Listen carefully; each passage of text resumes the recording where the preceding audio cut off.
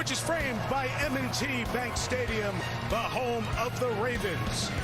Currently the #1 seed in the AFC and led by the MVP in 2019, Lamar Jackson, who tonight faces fellow Heisman Trophy winner Baker Mayfield on NBC's Sunday Night Football. Good evening, everyone. Mike Tirico, Chris Collinsworth, and Catherine Tappan, Al Michaels, Michelle Tafoya, enjoying the rest of this Thanksgiving weekend. Best division in the NFL, pretty important matchup. Baltimore, division leaders, 5-1 to start, split their next 4 games. In the last 2, they've only scored 26 points, but they get Lamar Jackson back tonight. As for Cleveland, the 17-year playoff drought ended last year, but the optimism that came with that muted by injuries and controversy this year. Still, this team's 6-5. Back-to-back games against the division-leading Ravens. Their division hopes hinge on these 2 games. Chris Collinsworth, bunch of good matchups, good running teams, good running defenses. I'm excited about the quarterback matchup. Let's start with Lamar Jackson. His return changes everything for Baltimore. Maybe changing everything in the league. We'll talk a little bit about that during the course of the game. But this is arguably the most exciting player in all of football. We know what he can do running the ball. Passing the ball, his numbers have been way up this season, and he's had some stunning fourth-quarter comebacks. All those knocks against Lamar Jackson starting to go away. Ravens, Ravens. For Baker Mayfield, what does he need to do for Cleveland tonight? You know, he's been a physical mess, but they say this is the best he's felt. This is the best he's practiced. But he is going to be on the run tonight because the Baltimore Ravens defense is blitz happy. As you know, they're going to be coming after him.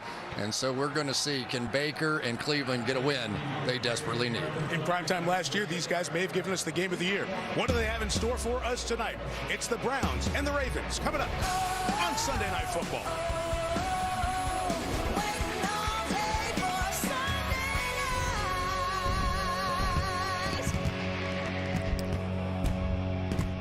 So kickoff coming up shortly. Sunday Night Football is brought to you by Hyundai Tucson and Santa Fe plug-in Sorry, I'm a little late. EVs. And by Untuck It. Stuff Shirts going on and I had designed a to be worn major spill. untucked. Untuckit.com. Computer desk. Didn't want to electrocute myself with all this craziness I've got going on my desk here. So, but yeah, we're here. What's up, Donovan? What's going on, bro? Just trying to get everything situated here.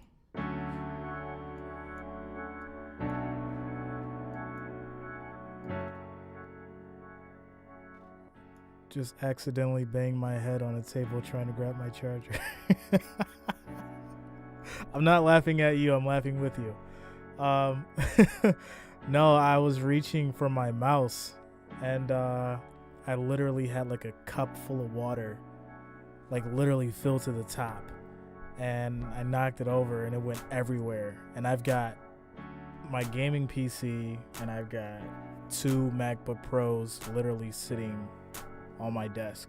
So I had to pick those up, make sure like nothing crazy happened to those, wipe off all the water, pick up my desktop, and wipe all that up. And then I had to make, because I have like studio monitors, so I had to make sure my studio monitors didn't have water. Like it was just crazy. It was crazy. So definitely learned my lesson there. As I drop more stuff, I don't know what's going on today.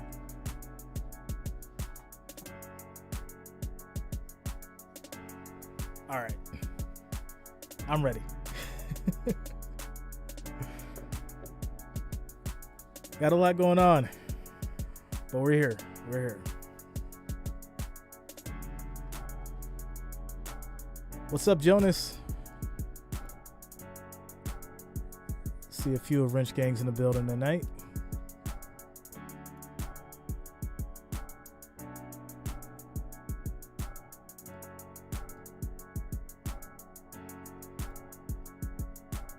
Membership with free same-day delivery and no extra fees.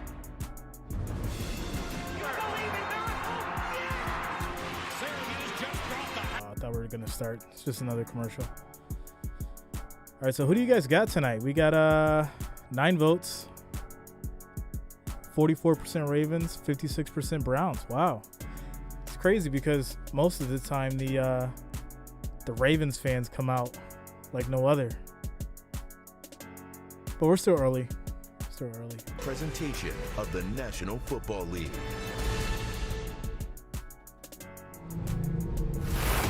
It's getting darker earlier. Back home from me in Baltimore, what's up, EK? It's getting pretty cold. And wherever you're from, and wherever you are, I think we all know, this time of year means something else in the NFL too. Time to stop messing around. Look, if you're gonna do something, this is the time to do it. Touchdown, Ravens! These are the games that matter more. The nights you prove to everyone in the league, you're gonna be a problem. Niall, it's been tough, man. In the AFC I've just had a lot going on, but I'm gonna pick back up probably in like a week or so. Welcome to the perfect time of year. We're doing watch them basketball again. Out. So don't worry, I haven't abandoned that side. I love it. It's just a lot been going on and family stuff, the holidays, but I'm back at it soon. Marissa, yeah, I mean, try it out. You know, before I'll just pause this for a second. So before you give up on something, right? I think we all have this thing. Like, I didn't know I was gonna start sports streaming, right? I just thought I would like stream a couple games, and then you know, I would just like share it, and then like it just turned into this thing. And now like every week, you know, people want me to stream certain games, and you know, I'm showing my face now. I'm showing my you're hearing my voice, obviously because of YouTube's rules, but like I didn't expect it to turn out the way that it did, and you know, I enjoy it. So, you know, try it, see how you feel about it. Don't make it stressful. Have fun with it, you know, and see how it goes. You never know. You really never know. That's how YouTube works. You know, something could be like super successful and like you don't think it will be, and it like does, and you'd be surprised. So just try it, you know, give it a shot. And if you need any help, I'm here. You know, shoot me an email. I'll give you some pointers and help you out as much as I can. It is honored here just before kickoff. And speaking of pretty good, how about the best kicker in the NFL, Justin Tucker, set to kick for the Ravens, who won the toss and deferred to the second half. So JoJo Natson just activated by the Browns, set to receive. Temperature in the 40s. The wind is light, and off we go from Baltimore. Right, so we got kickoff. Natson, a good speedster, takes it from Browns the are going goal to start with the ball. And his return to the right. Doesn't get past the 10, but he tried to reverse his still on his feet. Stumbled for a moment. Trying to get around the corner. He's going to get stopped at about the 15. To the 15-yard line. Good coverage by Baltimore, and let's meet the Cleveland offense. Baker Mayfield, Lake Travis. Nick Chubb, Georgia. Jarvis Landry, the Jungle. Donovan Peoples-Jones, Michigan. Austin Hooper, Stanford. David Njoku, Cedar Grove, New Jersey. You, baby. Jedrick Wills Jr., Roll Tide. Joe Batonio, Nevada. J.C. Treader, Cornell. Wyatt Teller, Virginia Tech. Jack Conklin, Michigan State. I hope you notice those Pro Football Focus rankings at the bottom. First, sixth, second, and sixth. Those last four offensive linemen. That is the strength of the Browns. The best running team in terms of yards per game in the NFL. Drive starts from 15. Mayfield, first toss. Jarvis Landry, gain of 11 and a first down. For about 11 yards. Markham just to the 26, maybe the 27, with a Patrick Queen tackle. So nice to get Jarvis Landry going right off the bat, but probably more important to get Baker Mayfield going right off the bat. He's had some of those physical ailments that we talked about. We'll talk about his throwing style and all the different things and how it might be hampering him, but to come out and get that first completion has to feel good.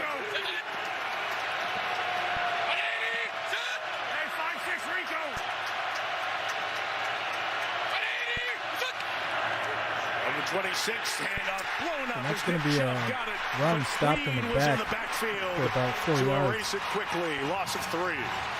3 yards.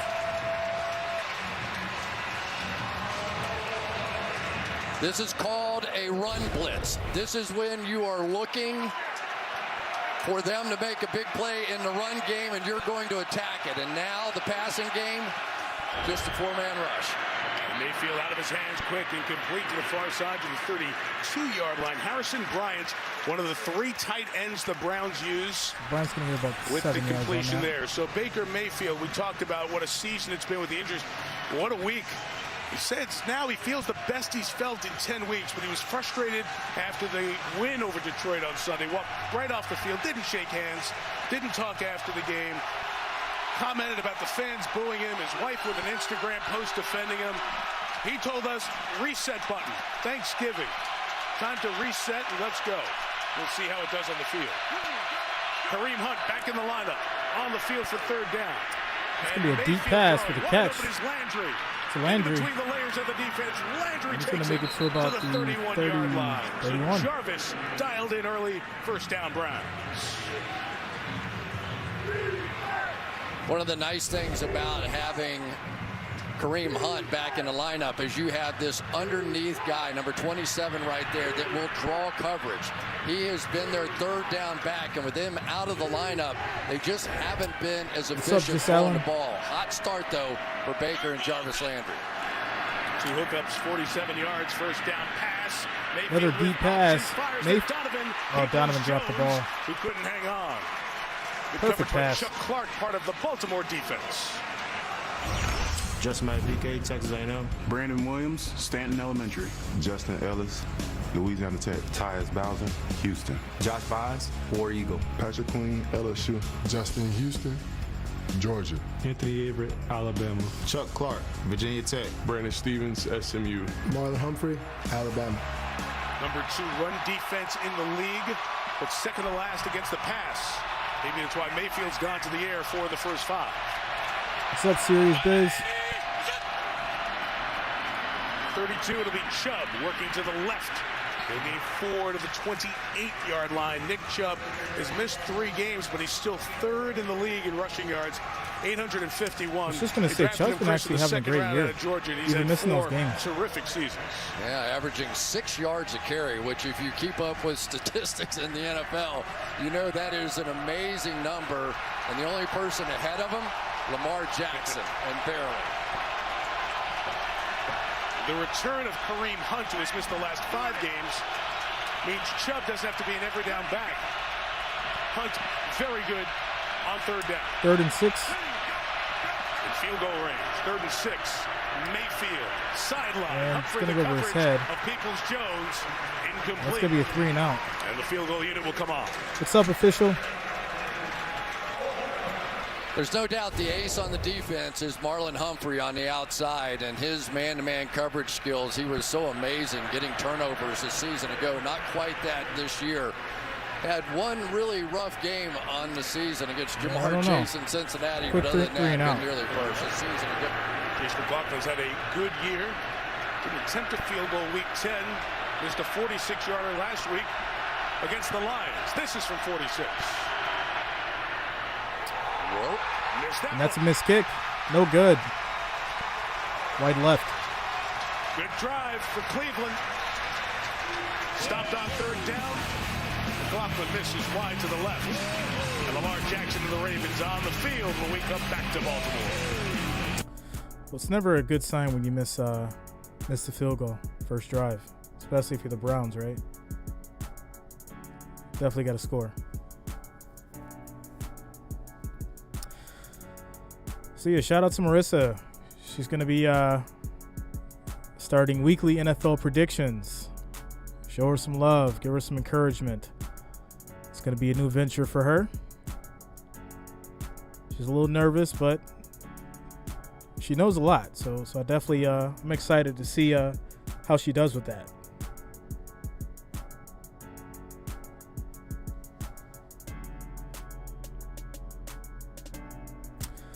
All right, so yeah, that looks like the Ravens fans have shown up. We've got 15 votes now. The Ravens 60%, Browns 40%.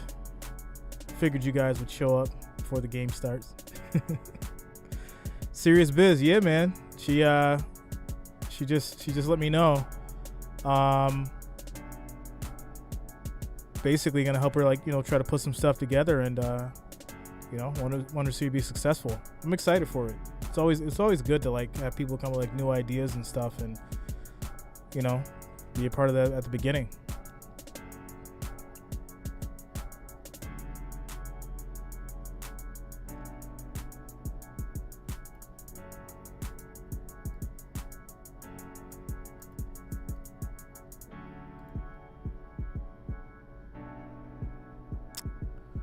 I'm gonna try it out. Yeah, cool. Yeah, definitely. You have to try it out.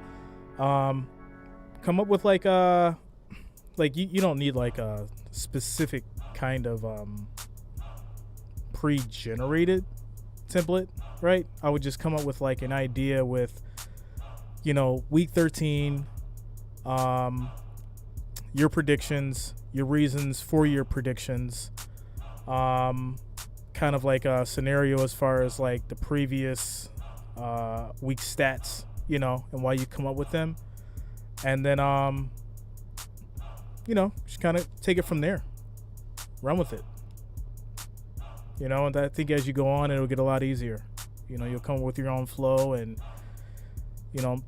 I think the biggest thing I could say is probably make it your own. Make it your personality, because that's what's gonna be most important. Set to do battle with their teams here tonight. The return of Lamar Jackson. It's the last game with illness. This drive starts from the 36. That was a quick pass from Lamar for about 9 yards. Rashad Bateman, the first-round pick, the rookie out of Minnesota, with the catch. So it's been 17 days for Lamar. The Thursday night loss at Miami, then he missed the game Marissa. because of the illness at Chicago. Started off, practice this be week. as comfortable as you His body want. is ready to go. And when we met with him on Friday, he said, "What's up, Jonas? Man, I miss competing. I can't wait to get out there." And you see those numbers. It's one of the reasons he can't wait to get out here. He's so good again this year. On the give, Devontae Freeman inside. Freeman should have get about a yard. Down. This Cleveland defense, be a quick including third Jeremiah down. Owusu-Koramoah and Anthony Walker, setting up third down. It's kind of interesting to see Devontae Freeman out there, isn't it? You get a guy who is a definite name in this league, but it was training camp when they lost their two-star running backs, and J.K. Dobbins and Gus Edwards, and it has been a little bit of a grab bag, but right now Devontae Freeman is that lead dog in the backfield. 3rd and 1. They have Levante Murray in there. And Murray's going to get the first down. And he'll get the first down right across the 46-yard line. We talked about Murray. Let's meet the entire Ravens offense. Lamar Jackson. And Marissa, what we'll probably do is we'll get me, you, and Jonas on one of our weekly sports talks, and then we'll get you some buzz from that too. Kind of get you comfortable and ready for it. Alabama. Kevin Zeitler, Wisconsin. Patrick McCary, Cal Berkeley. McCary returned against the Bears. He had missed a couple of games with ankle injuries. They lost Ronnie Stanley, the great offensive lineman, week 1. Here's Jackson on first down. And Jackson's going to go down. Lamar's going to get sacked. By the league leader, Myles Garrett gets his career high 14th. Yeah, so we'll plan it out. We'll plan it out tomorrow. They had 3 guys to block. What I'll do is I'll put up a post in the community 3 chat. Different guys, and then we'll figure it out. Myles Garrett. 1, 2, 3. Big guys on the field. Series, you got timed out for using link. He went through everybody. Just put a space in between the word. There comes Ricard, and there's Villanueva. People ask for links, it's normally spam. But that's why you got timed out. That one play. That's the word link. Absolutely. He's also earned a tie for the Browns' single-season record for most sacks by an individual. Lamar's on the run. Taken off and taking a hit from about 3 yards. Johnson. Owusu-Koramoah is there waiting for him as well, and the tackle will keep it a gain of 4. We have an injury for the Ravens. It is their center, Bradley Bozeman, out of Alabama, twice a national champ with the Crimson Tide. And the athletic training staff is out to look at him. So as they do that, let's look at who's playing defense for the Browns tonight. Jadeveon Clowney, South Carolina. Malik Jackson, Birmingham High School. Malik McDowell, Detroit Loyola. I'm Myles Garrett, Texas A&M. Sione Takitaki, BYU. Anthony Walker Jr., Northwestern. Jeremiah Owusu-Koramoah, Notre Dame. Denzel Ward, V, Ohio State. Ronnie Harrison, Alabama. John Johnson III, Prince George's County. Greg Newsome II, Northwestern. Newsome, rookie. They've invested a lot of draft picks in their defensive backfield. You see the hand motion by Bozeman. Let's look at exactly what happened to the Baltimore center. Owusu-Koramoah whipped around and got him. We'll step out for a moment. Nice little kick to the ankle there. What's up, Philip? What's up, bro? So yeah, Marissa, that's what we'll probably do. Like, we'll have me, you, Jonas, try to get Ty. Philip, you're invited too, bro. We'll try and get like a sports dialogue this week. Get everybody on the open floor, have a little podcast. Get Marissa ready. She's gonna start her own little channel, Sports Predictions. Get her hyped up for that, and we'll go from there. We'll set up a time tomorrow. Try to get you guys in the Discord. That way we can coordinate the time and everything and figure out the plan.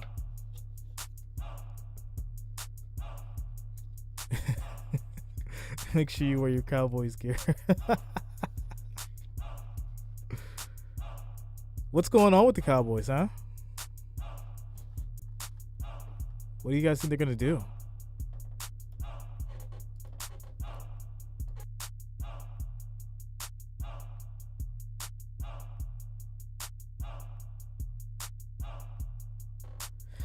Yeah, you gotta get Discord. What I'll do for now is I'll set up a community post after the game's over, and then we'll just coordinate a plan for the next podcast this week, and we'll come up with like a plan for that.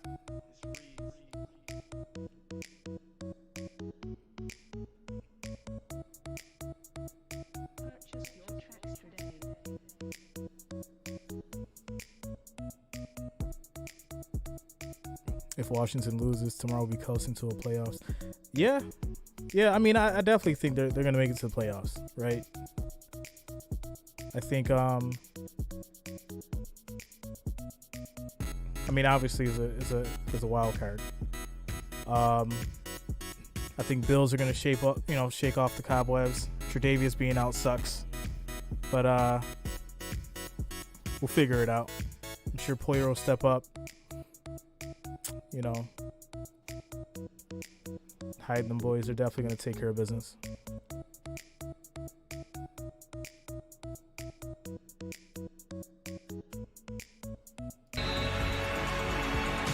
Back in Baltimore, Bozeman comes out. Tristan Colon, second-year man out of Missouri, played mostly center when he was in college with the Tigers. Steps in. It's 3rd and 12. Hey, Lace to 22. Here's your hot. 3rd and 12.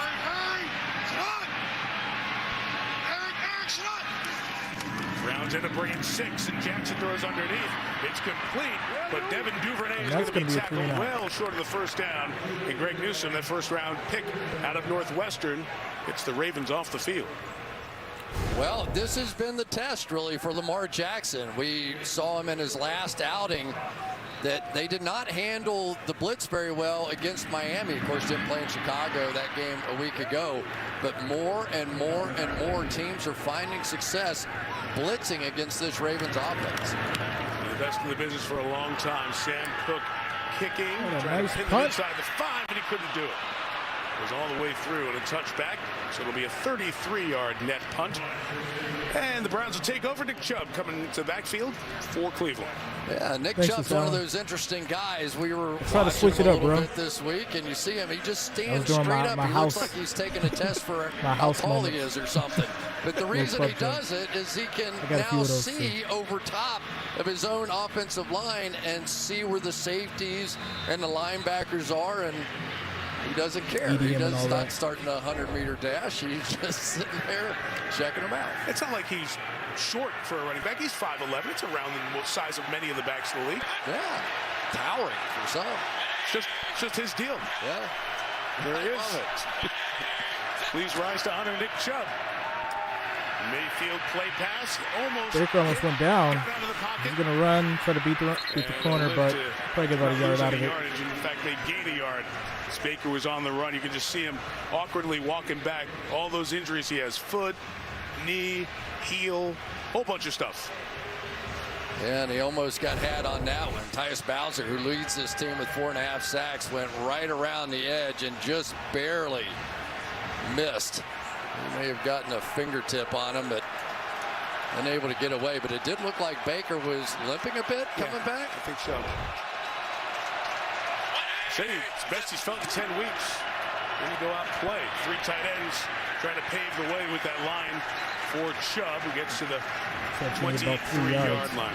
So we mentioned it when we showed the Browns offensive line, how good they are. 157 yards a game. That's the #1 rush offense in the league. That's what the Ravens do, as they've done for so long. They shut down the run. Second best in the league. But right now, the Ravens are right where they want to be. 3rd and long, which opens up all their packages. Ordinarily, this is a heavy, heavy blitz team in this situation, but they have so many cornerbacks out. They've been doing less of it this year. Kareem Hunt is the back, 3rd and 7. Mayfield's got time. He'll swing it complete. It's a first down. It's going to be a first down. We get across the 30 to 32-yard line. We have an injured Browns offensive lineman back here on the play, and it's Conklin who came back from a dislocated elbow, and he is down, and the athletic training staff rushing out to look at him. They were so excited to get Jack Conklin back. Dafe Owe is going to come right off the edge, and you just wonder how secure he was with that elbow to really jam it in there. And don't know what happened, but grabbed his knee immediately. And that's what they're looking at as they look at the veteran 60-year man out of Michigan State. This guy's making all kinds of faces right now.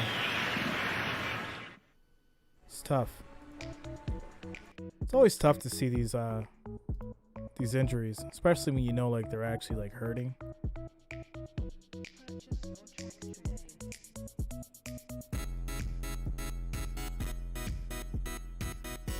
So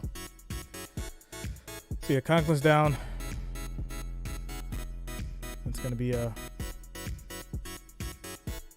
blow to the O-line there.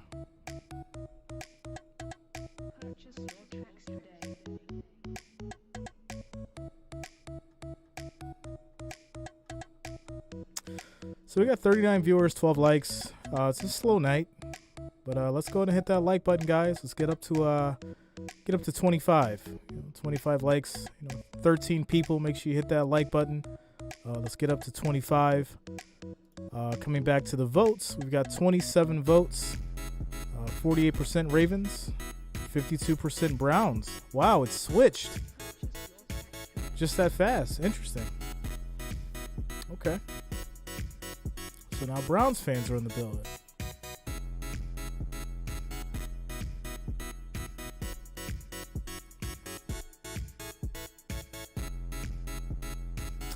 They look serious. Yeah, we got 44 viewers now. Make sure you guys hit that like button. Get us up to 25. We need to be at 25 likes. We're at 14 now, 15 now. 10 more likes, guys. Gets us to 25. And we'll be right on target where we should be.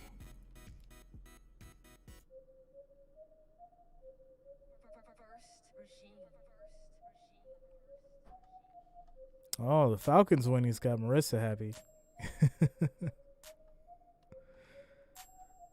Good luck, Steven. Thanks a lot, Steven.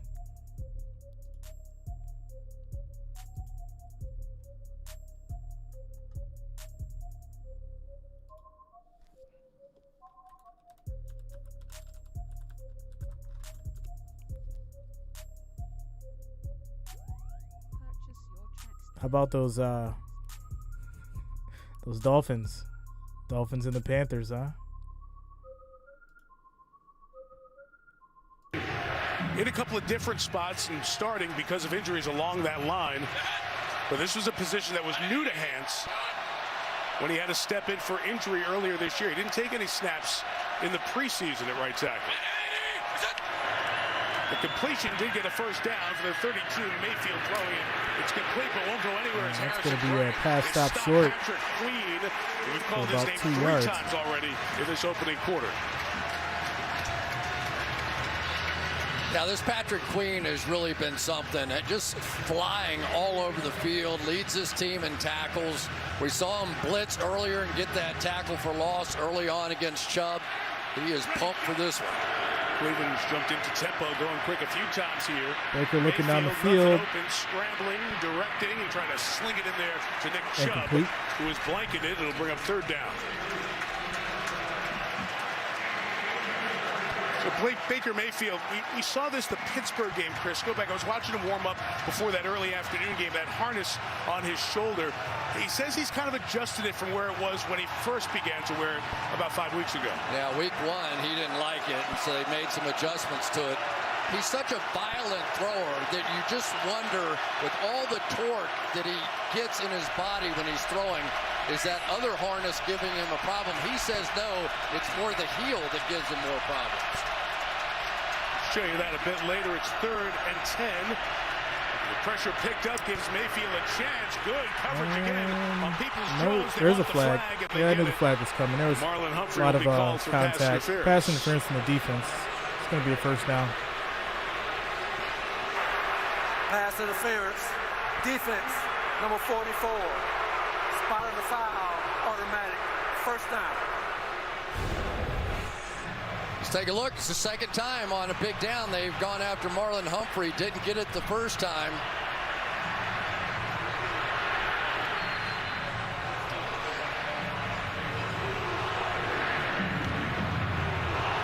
Jones couldn't get that left hand up, but there was a lot of physicality there. A lot. There was.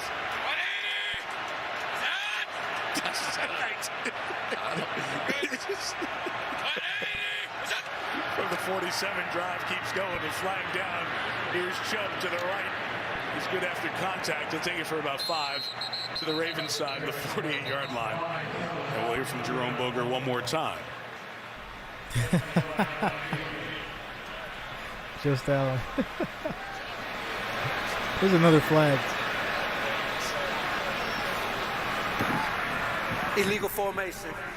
Offense, number 11. 5-yard penalty. Beltway 95. Baltimore in the house. I see you. So that's Peoples Jones, the wide receiver. Just Allen, it's good to know what's going on, though. Like, you know, the Dolphins just start playing good. Then you kind of have an idea of how things may shape up. You know, different for Kevin Stefanski. As the weeks go on. Really that's all. Love their 3 tight definitely got to pay attention to all the teams that David Njoku, Harrison Bryant, all very good players. Usually Jarvis Landry as the single wide receiver, and either Nick Chubb or Kareem Hunt. That is their core offense right there. It's really interesting, Chris. 1 out of every 5 plays, they have 3 tight ends on the field. The NFL averages 4% of the snaps out of the backfield. It's going to be incomplete. And he and Mayfield miss. Will have second down coming up as they take Conklin back to the locker room. And that's a tough scene for the former 8th overall pick. He was an all-pro when he came in the league as a rookie. Well, and one of the things that he does so well is he gets that edge for their outside zone running game. And they were really excited to have that element back in this offense. And certainly Blake Hance is a good player and is held up, but he is not Jack Conklin. 42 out quick to Landry, his 3rd catch. Landry is down. Swarm to him. Officers Washington did a good job getting off the line of scrimmage and allowed Josh Bynes to come up with the tackle. Well, Josh Bynes in for Malik Harrison and Patrick Queen beside him. And now we're kind of getting down to that part of the game where these cornerbacks and a lack of pass rush, no Calais Campbell in this game, but clearly the guy that you got to keep an eye on out in these situations, Tyus Bowser, I think, and Justin Houston on the outside. 3rd and 16. 3rd and 16, Ravens bring 3. Oweh almost got there. Mayfield scrambles, fired sideline. It's going to be incomplete. Hooper. So we have a 3 and out. So the penalty stalled the drive, and Cleveland will kick it away. Yeah, and oh, by the way, Odafe Oweh on the outside working against Blake Hance. This is going to become the focal point of the game right now. Are they really going to be willing to let Hance try and take on that young up-and-coming star? And Oweh probably won't go so well if they do. And the big play at the end of the game you guys had in Kansas City. Boy, did it. Punching it out. Giving the Ravens a Week 2 victory. Jamie Gillen, the lefty, sends it. Devin Duvernay awaits it at the 12. Run, get a few yards out of it. Duck out of bounds. And give Lamar Jackson the ball right around the 25. About 4 minutes left in this opening quarter. All right.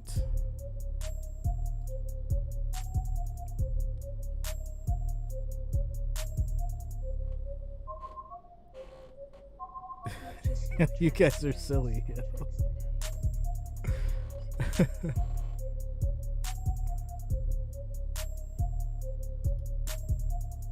Definitely, man. Anything can happen in today's NFL. You can't sleep on any team. Yeah. You know, I think the only team that can be slept on is well, I mean, there's a couple, but the only team that can actually be slept on is the Lions, right? But let's look at what happened to the Steelers. Who expected that? 41-10? What? Are you kidding me? You know, Broncos, Chargers. Interesting times. Just has the Steelers. Yeah, that's rough. Patriots looking like contenders. Purchase your tracks today.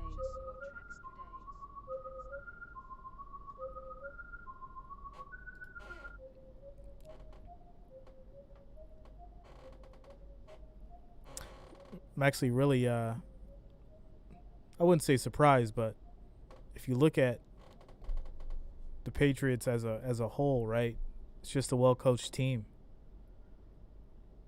from the defense to the offense.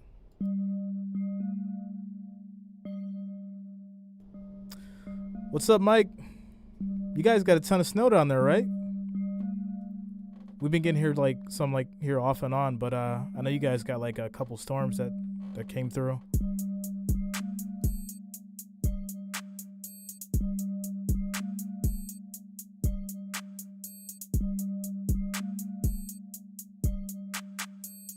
And then they were the bookends in the draft class of 2018. 5 quarterbacks taken, Mayfield first, Lamar Jackson 32nd. And both said that they got to know each other, especially that Heisman experience, being able to visit with the winner. You know, again, Lamar wins that first time around.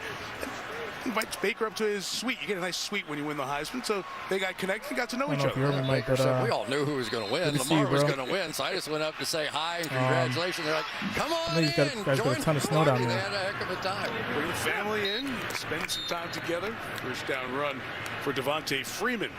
Mike West. The one thing I do remember that when Baker was talking about it, he said, Lamar's mom is intimidating, though. Now, can you imagine a quarterback that has seen everything that college football could throw, and what he's most afraid of is Lamar Jackson's mom going in crazy down there. Because they said, come on down to Florida and train with us. Ski country. You guys get hit, man. No, I want no part we of just that get like we get the remnants. Pretty tough. Gives you an idea a little bit of what has made Lamar so special.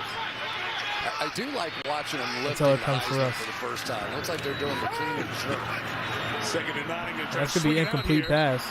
And Tyson Williams couldn't bring it in, so 3rd and 9, Baltimore ball. A little bit of a slow start here offensively, as we have 3rd and 9 coming up. I'm really interested to see if the Cleveland Browns nothing's sticking are here going yet, but it's coming down. It's just not sticking what yet. Other teams are doing to Lamar Jackson. They are not a full-out blitz kind of team. Miami ran a full-out blitz. Now, what I mean, no free safety in the middle of the field at all. And they just attacked all night. They did it a third of the time in that game. Now, Cleveland has done it 8 times all year, so I don't expect them to go that far. Jealous, but Marissa. They're going to try some blitzes here tonight and see how it goes. The guys standing around there trying to confuse. That's going to be a pass and a catch. I don't know if they're going to force progress. It may be short. There's also a flag here on this play. There's also a flag. The mark is short as Brown came to receive the ball. But that flag thrown in there right about at that spot. Thanks for pointing that out, Just Allen. We have 3 lead changes in the votes. It's now Ravens back in the lead. It's interesting as Hollywood came back to the ball. You know, he was close to that first down line, but then gave up ground. There is no foul on the play. Oh, wow.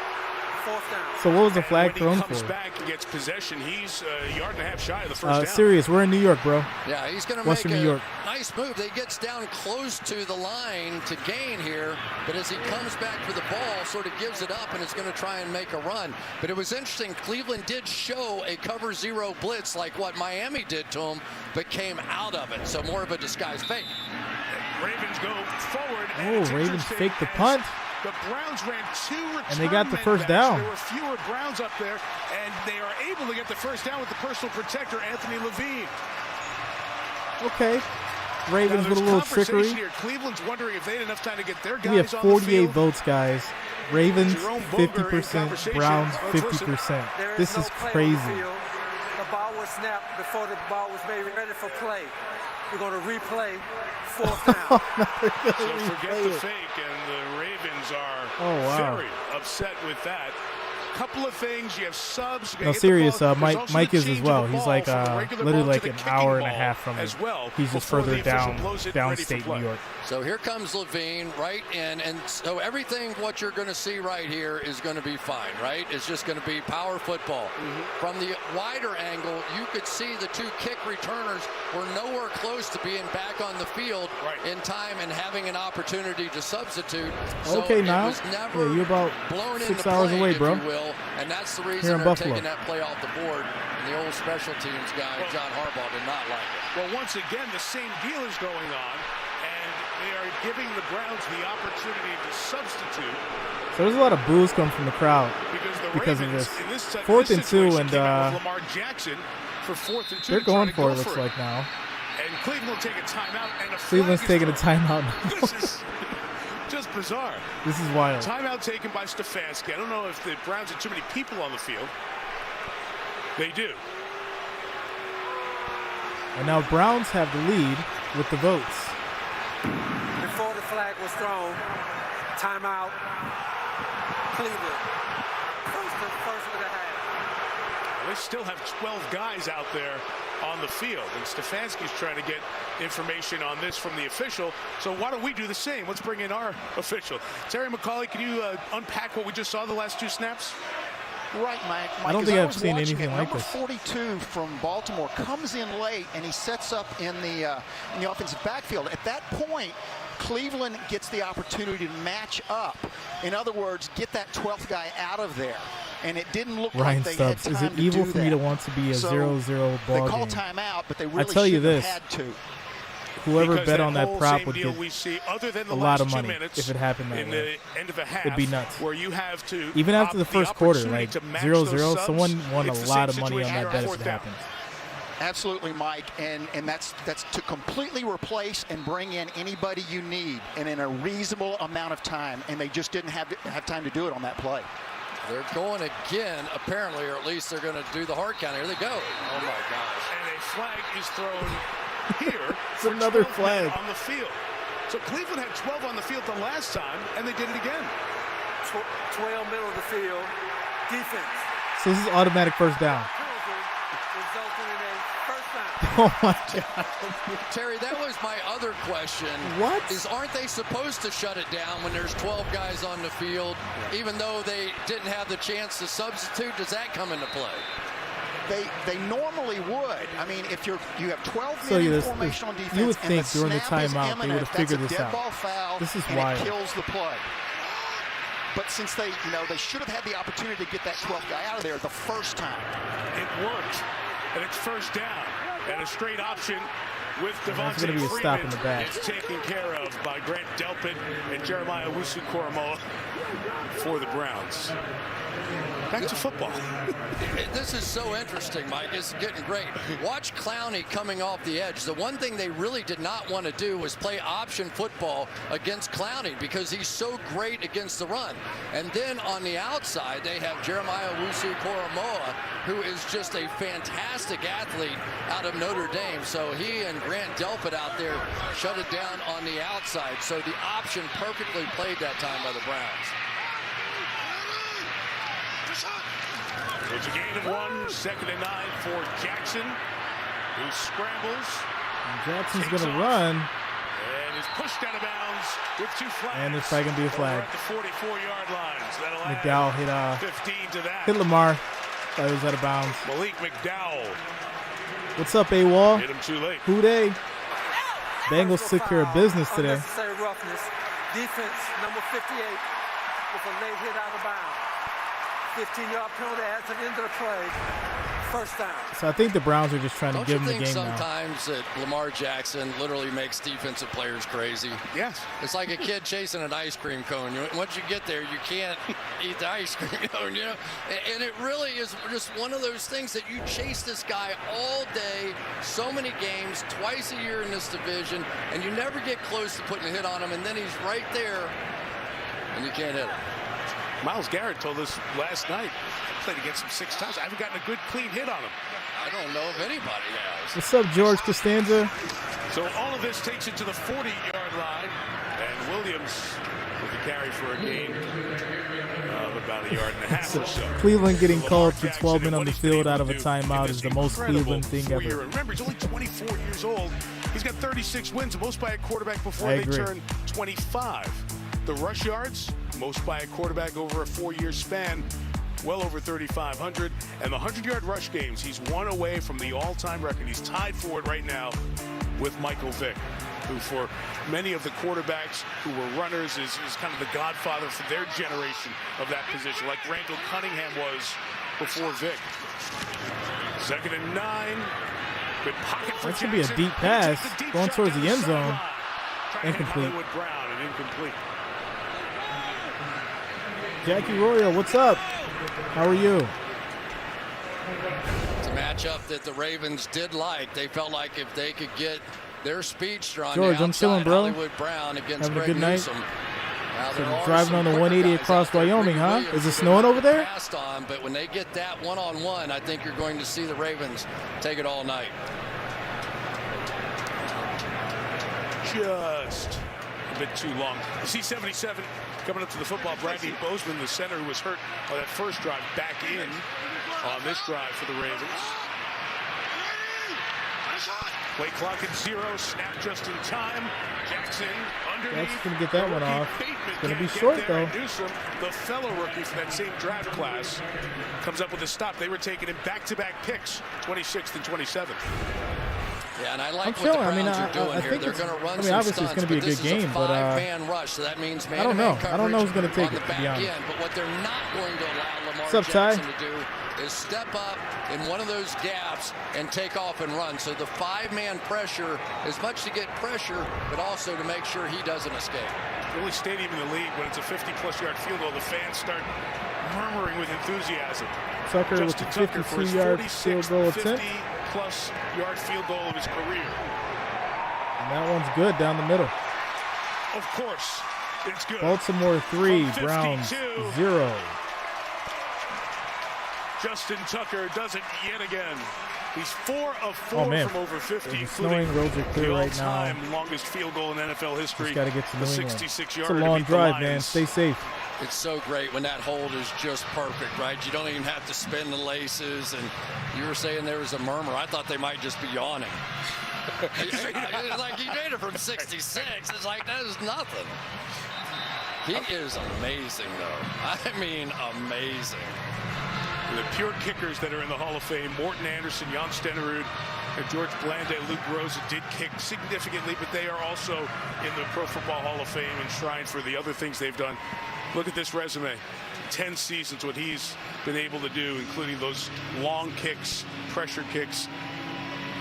Has all the feel of a Hall of Famer as a place kicker. Oh, okay. Yeah, he made That's all not too 16 bad, of his career attempts thought in the New final England. minute Go, of man. the fourth. He's made Definitely in for 54 a straight drive. field goals in the fourth quarter or overtime. What else would you like him to do? Enough. Sing opera, which he can do. In 7 languages? Okay, yeah, he can do that. You can do that too.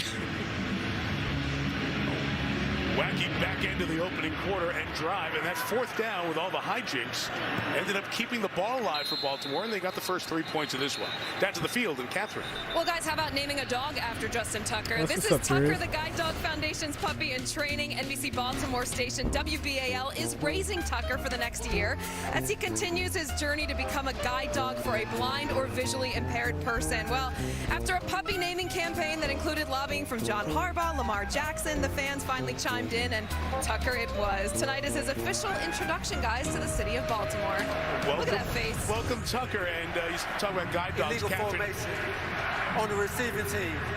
The player entered the field late, but did not enter into the setup zone. This penalty is declined.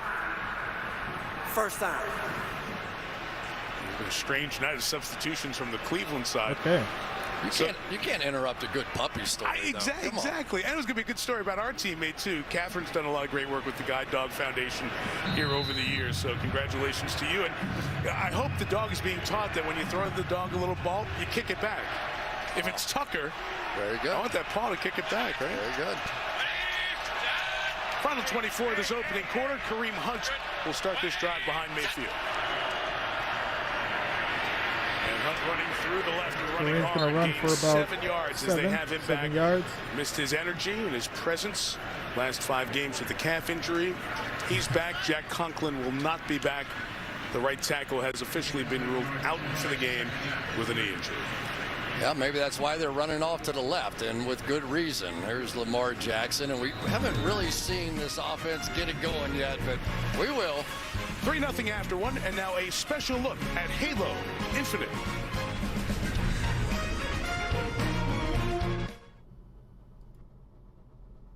All right, guys, this is wild. 62%. I'm sorry, 62 votes. We were at 50% Ravens, 50% Browns. We just got 1 vote. Got us to 63. It's now Ravens 51%, Browns 49%. Out of all these games I've streamed, I've never seen this before. Ever. Never seen it this tight. It's always been one-sided. It's crazy. Just Cleveland's got to run the ball, let the RBs eat. Yeah, they got to let the running backs eat, man. So we got 96 viewers, 30 likes. We need to get to 50, guys. I need 20 of you guys to go ahead and hit that like button out of the 93. I need 20 of you guys to hit that like button, get us up to 50. We need 50 likes. And now we're at 65 votes. Ravens 49%, Browns 51%. This is like basketball when they're like scoring like right after another and like just like lead changes. It's crazy.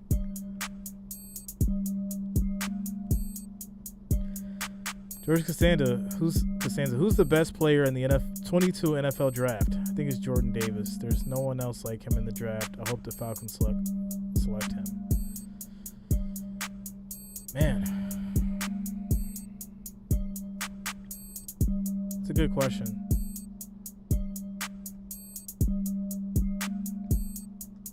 Jonas, who do you got?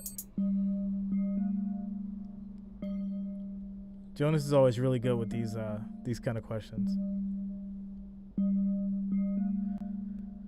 16 more likes, guys. 16 more likes gets us to 50. I need 16 people to hit that like button. Get us up to the 50 mark. 16 likes. Hit that like button for your boy. Micah Parsons. That's a good one. Yeah. Yeah.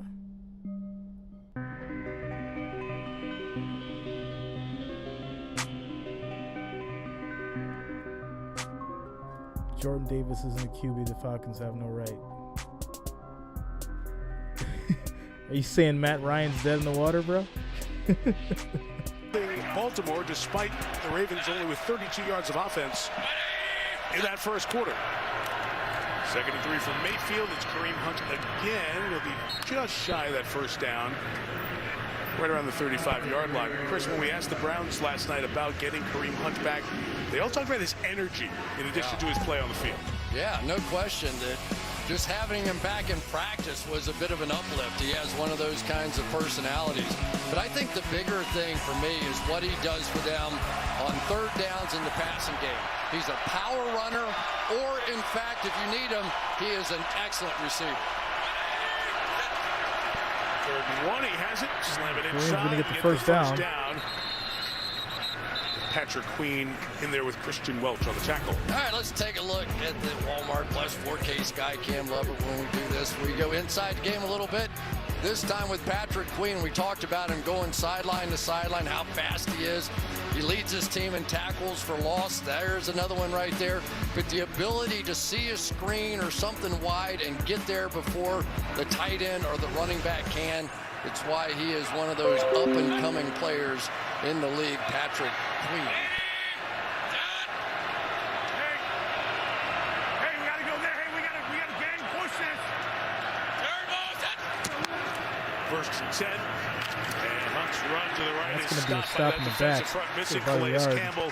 Chris mentioned it earlier, the concussion. So the Browns did are not definitely going practice with all run this game week. more. They were going to give him another test as we got to the back end of the weekend, but not in the lineup. So See if it Justin works. Matabike in there, helping shut it down. Yeah, Matabike is right out here going to end up making a really good play.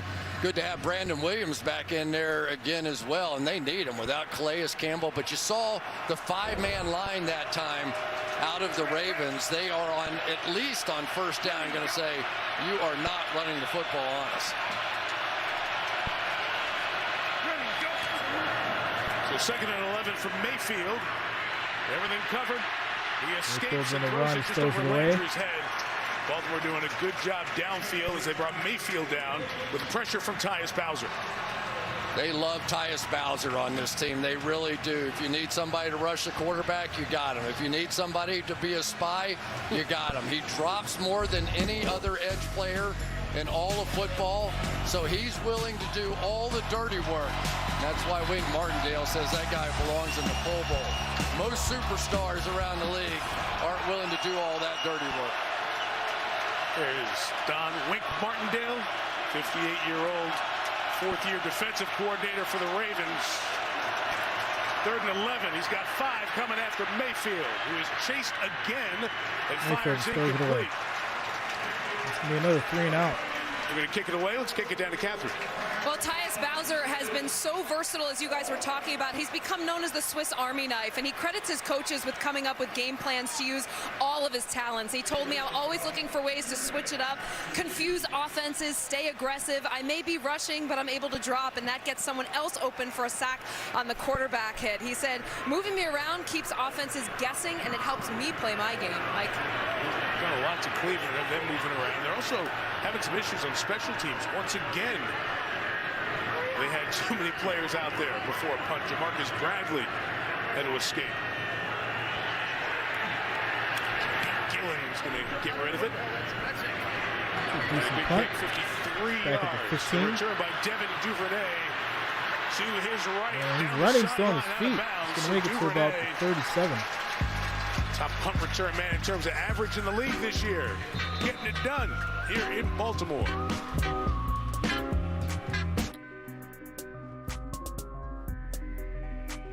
All right, so got a couple of names. Jordan Davis. Been hearing a lot about Kayvon Thibodeau and Evan Neal. You know those two. Next year.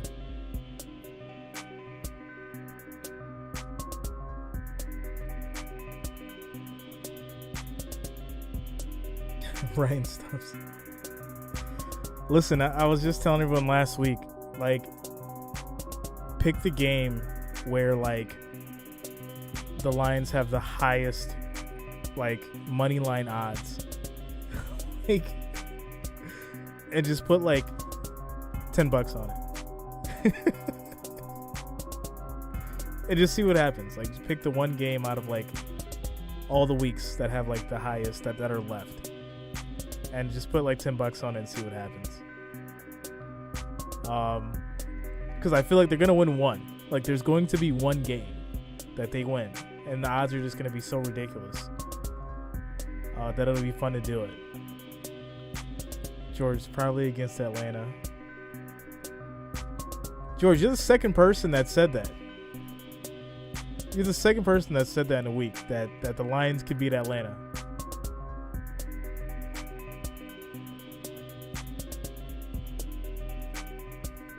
Let me look at the Lions schedule.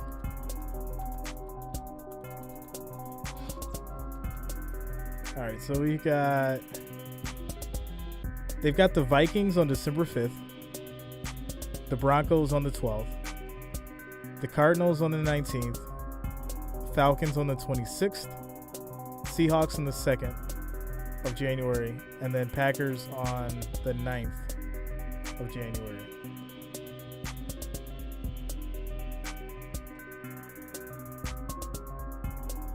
So yeah, if it's any team, they could be.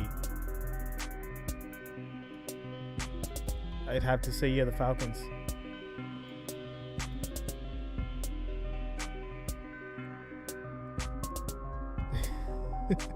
Years ago.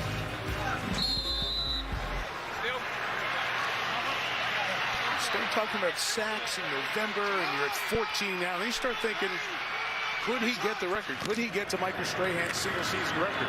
Extra game to do it this year. Lamar Jackson strung out. Jeremiah Owusu-Koramoah stops him for no game.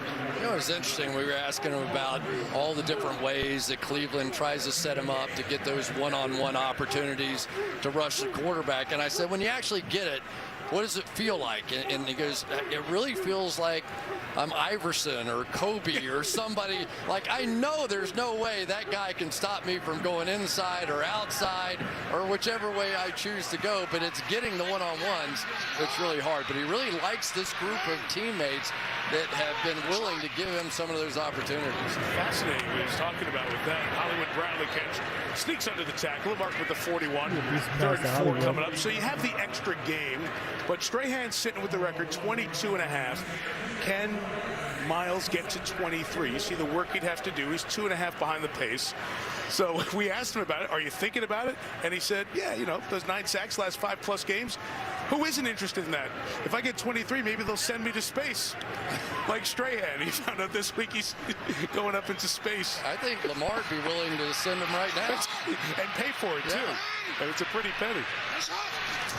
3rd and 4, and Lamar will fake it. Lamar up the middle. He's going to be short. And he is brought down.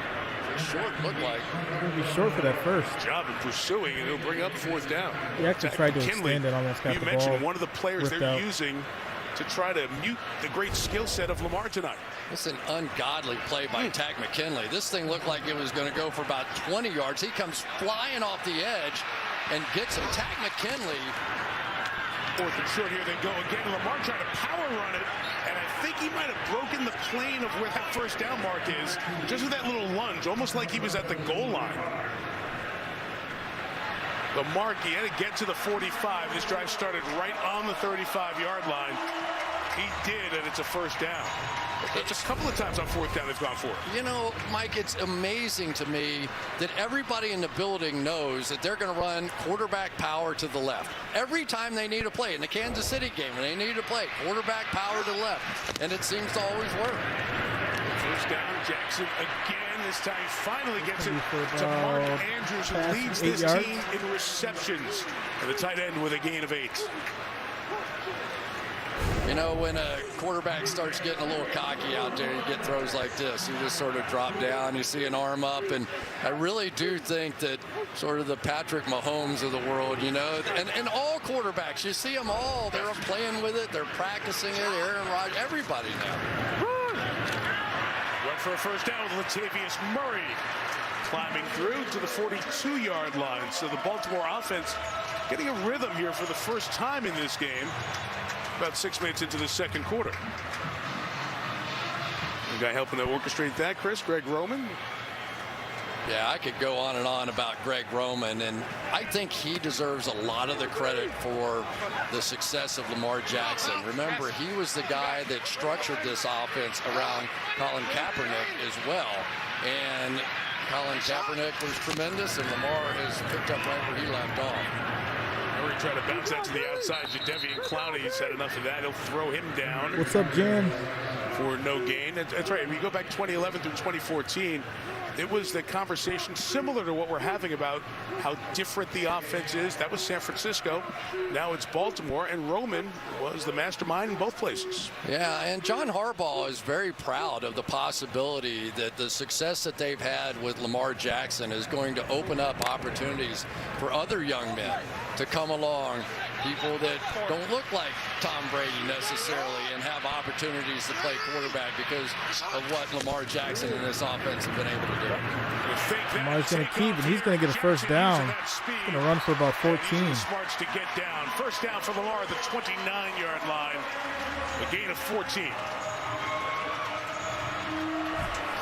The one weakness they felt like I'll be right back, Myles guys. Garrett has Hold is down with the fort. some of this option game. He just does not play it as well as Jadeveon Clowney does on the other side.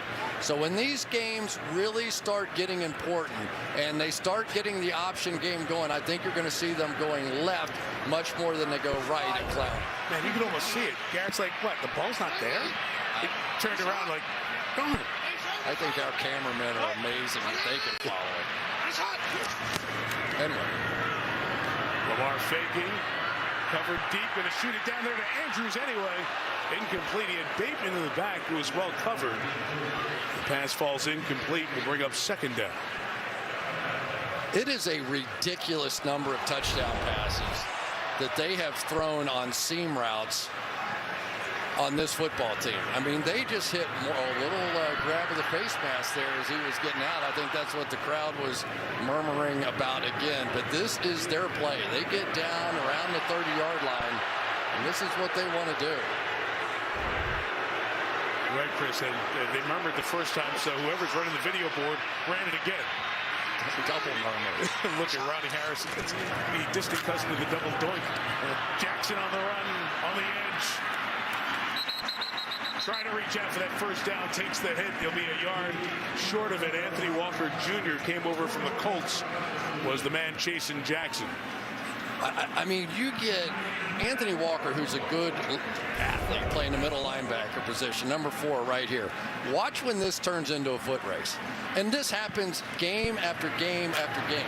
Now, remember, the field's only 53 1/3 yards wide. So you only have half of that. That means you're winning a 100-meter dash by about 15 meters if you're in a longer race. 3rd and 1, and they will keep it inside for the first down with Devontae Freeman. Walker makes the tackle, but the Ravens' best-looking drive for either team right here, trying to extend their 3-0 lead. We talk about all the fancy stuff with this Ravens offensive running game, but so many times it's just the big power plays. Oh, and there's Ronnie Harrison down, who is really helped. You can see double team, and you'll get the same double teams on the other side.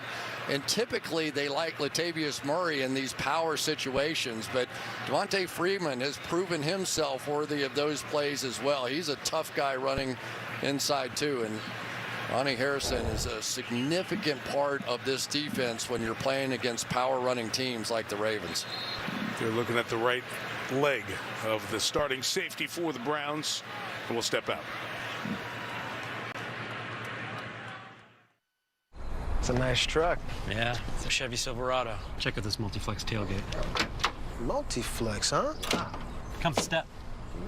Mom, Dad's flexing again. That's not all. You can extend the bed for longer stuff. Is he Still flexing. That's right. And it becomes a workspace. You can put your laptop here. I'm sending an imaginary email. Hey, Dad, dinner! Hey, look who stopped by Daddy's office. Wait, you work here? The Chevy Silverado with the available multi-flex tailgate. Find new flexibility, find new roads. Chevrolet. Mom's gift? Of course. I'm looking at it right now. Hey, look, but listen, I gotta go. All right, look, I'll see you tonight.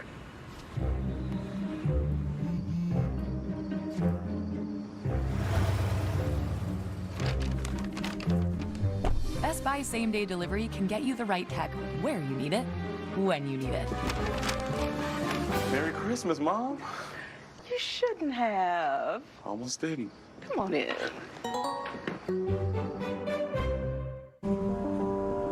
Dignity.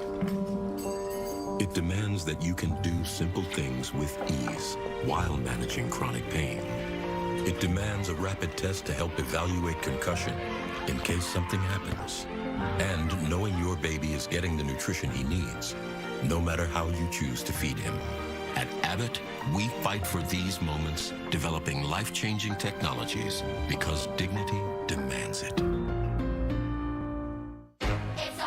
It's the family event of the holiday season. Merry Christmas. Harry Connick Jr., Nicole Scherzinger, Titus Burgess, Megan Hilty, with Selena Smith as Annie, and Taraji P. Henson. Christmas is canceled. Annie live, Thursday on NBC. Welcome to That's My Jam! My first guest, the voice coaches. He was an astronaut. An astronaut? I'm not good at games. I'm just happy to be here. Sneak episode of That's My Jam, Monday on NBC. Mom, hurry! Our show's gonna start soon. I'm promised I wouldn't miss the show, and Mommy always keeps her promises. Seriously? What the? I don't suppose you can sing, can you? Watch the full story at Xfinity.com/sing2. I gather the family around Thursday night. Annie live with Harry Connick Jr., Nicole Scherzinger, Titus Burgess. Great cast. Great to see one of the terrific musicals live on TV. Harry Connick Jr., the lead role there. The musical event Annie, Thursday on NBC. Part of the holiday spirit and the holiday season. And on a hot standby. Very good. Ready to get to work. Harrison out. Grant Delpit comes in. It's 1st and 10 for the Ravens. And Jackson slides it underneath, and it's caught by Freeman to the 7-yard line. Spread out all over the field. They slide it into Freeman. Jadeveon Clowney was there on the tackle, and he's slow to get up for the Browns.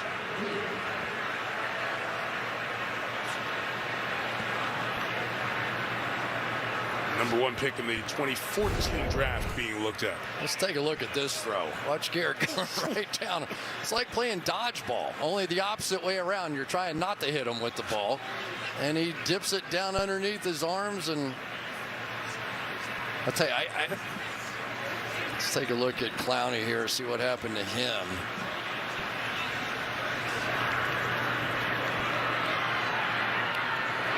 He's in on the tackle. I think it's the shoe of the runner, Freeman. They got him in a bad spot. Has Jackson lifted the ball over his shoulder to throw tonight? It's not much. Got it just above shoulder height all night, right? He just always looks like he's having fun to me. Yeah, he does. Like, you know, like a kid in the schoolyard. He's just having a good time out there, and nobody can catch him. Safety Ronnie Harrison Jr. back in the game. The run for Freeman. To the right is a 1st down for the Ravens at the 3. So this drive that started at the 35 continues on with 1st and goal for Baltimore. I mean, when we talk about power football, that's what the Ravens are really all about. And a big part of that is Patrick Ricard, who is their 300-pound fullback. When you have Ben Powers and Patrick Ricard going in front of a smallish running back, it can be hard to find sometimes. Drive's taken about half the quarter. Play 14's 1st and goal. Ricard's moving, trying to pave the way for Freeman, who twists and turns at the goal line. Let's see where they mark him. They come in just short. The center, Bozeman, trying to help him across the plane. For Baker Mayfield, this one's not going the way that he had hoped so far. And this one, there's Joe Woods, who's trying to come up with some answers, but join the club, Joe. Everybody's trying to come up with answers for this offense. Ravens load up on tight ends, bring in the bigger back, 6'3" Latavius Murray. Half a yard away. And it is Murray who is met and stopped. Myles Garrett, Malik Jackson slam the door and set up 3rd down.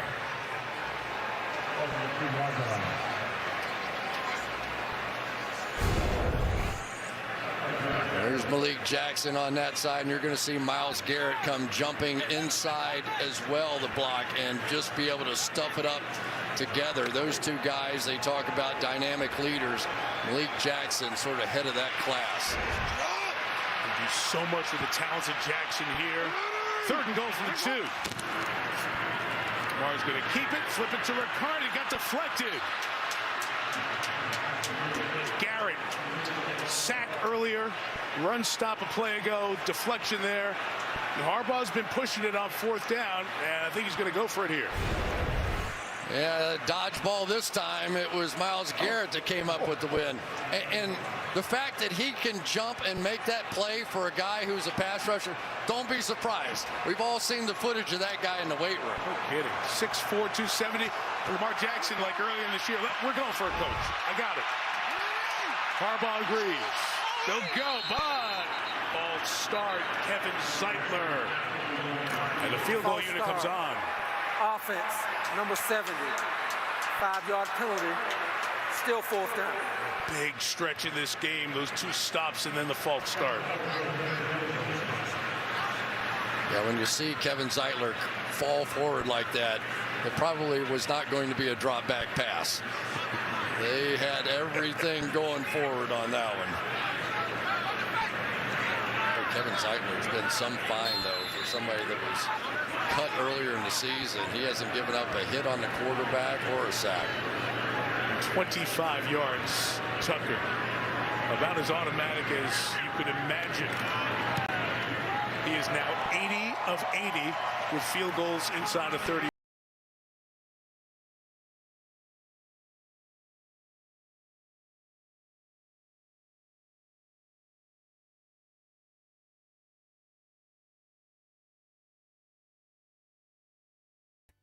With DirecTV Stream, I can get live TV and on demand together.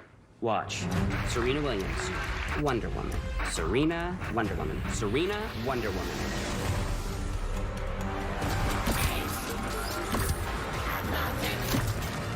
You cannot be serious! Get your TV together with the best of live and on demand. Introducing DirecTV Stream.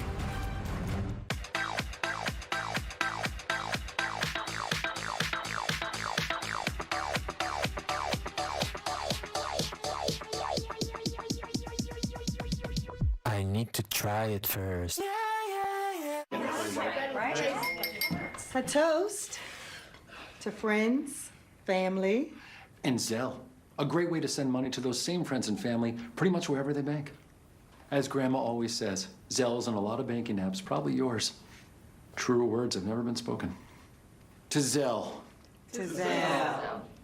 I'm sorry, the holidays always make me emotional. Oh, it's okay, babe. Oh, Brussels sprouts came out perfect. Zelle. Look for it in your banking app. Walmart's Deals for Days isn't over yet. This Cyber Monday is your last chance to score big online starting Sunday night. Don't miss out on Walmart's Deals for Days. I told you what would happen if you didn't bring him. If I don't get Isaiah to the light, my children will die. I know. What's wrong? I don't know. There's going to be another sinkhole. In Seattle, we need you to evacuate the city. Gosh! You're gonna be all right.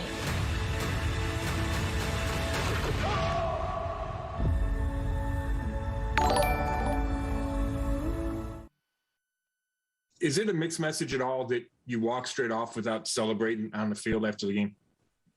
I mean, to our guys, no. To you guys, maybe. It depends on how you want to take it. You're going to write your stories regardless. I mean, my guys know that all I care about is winning, but I'm going to be frustrated if I do stuff to make it harder on us. And I did yesterday. It was a 13-10 win over the winless Lions. Baker Mayfield, no go check out the other quarterback, no glad. He just took off. You saw he was disgusted. That's part of who he is, a very determined player. And his coach, Kevin Stefanski, said, we've seen a very determined person in practice this week. After that touchback, we're also seeing the guy dealing with a lot physically as well. No question about it. And you can already see it in this game as he's running around the field. There he's going to land on his shoulder, and then he comes back. You can see him grabbing that and now limping off the field here. That heel is really bothering him. And then you got, it's just they're trying to do anything they can to keep him out on the field. But mobility is such a huge part of his game, and when that's limited, I think it limits how he throws the ball too. It's such a unique kind of throwing motion. Had a good first drive, but nothing since. This is the fourth drive of the night for the Browns, and Mayfield lays it up, and it's going to be caught downfield. Big catch for one of his good tight ends, Harrison Bryant, who goes down hard, but gets a first down to the Ravens' 34-yard line. 41 on the gain as Bryant limps off. Yeah, and this is strictly a product. Why are they keep doing this? They're doing it because the Ravens are determined on first down. They're going to shut down that running game. And so just like they did against the Lions, they're like, okay, you're going to do that. We want to run the football, but we're not going to pass up the gimmies here either. Bryant, best tight end in college football, the Mackey Award winner when he came out 2 years ago. But you saw him go awkwardly down. His leg got pinned He tried to come off the field, but about halfway across, he realized he couldn't make it. And they're out looking at his right leg. Well, and that changes the offense, too, because now without that 3 tight end look, there's not a 4th tight end out here. So it'll be interesting to see what they go to if he cannot play, but that looks like a decent sign. Isn't it amazing what these guys go through just to get on the field? You said it about Mayfield, Chris, and J.C. Treader, his center, said it to us last night. You don't know what he goes through, but as players, we know what he's going through. And not just physical, but the mental toll that physical pain and rehab all week makes you go through. Jarvis Landry comes in to take a wildcat snap. He ran a touchdown last week. Mayfield's ready for the backwards pass. Landry, look out. Oh, no. Hit as he was going to throw. That should be a fumble. And the Ravens have recovered. So Landry looked like he was going to pass the ball, and he fumbled it. He's got great after speed. he pump faked a couple times. Knocked it out, and Patrick Queen recovers. Really dumb play. You do not want to try and outrun Adafe Owe. Here you got Landry. Here's a wide receiver who can't outrun Owe. And play after play, game after game, we continue to see this young man make phenomenal plays with his tremendous speed down the field. Ran like a 4.4 coming out of college.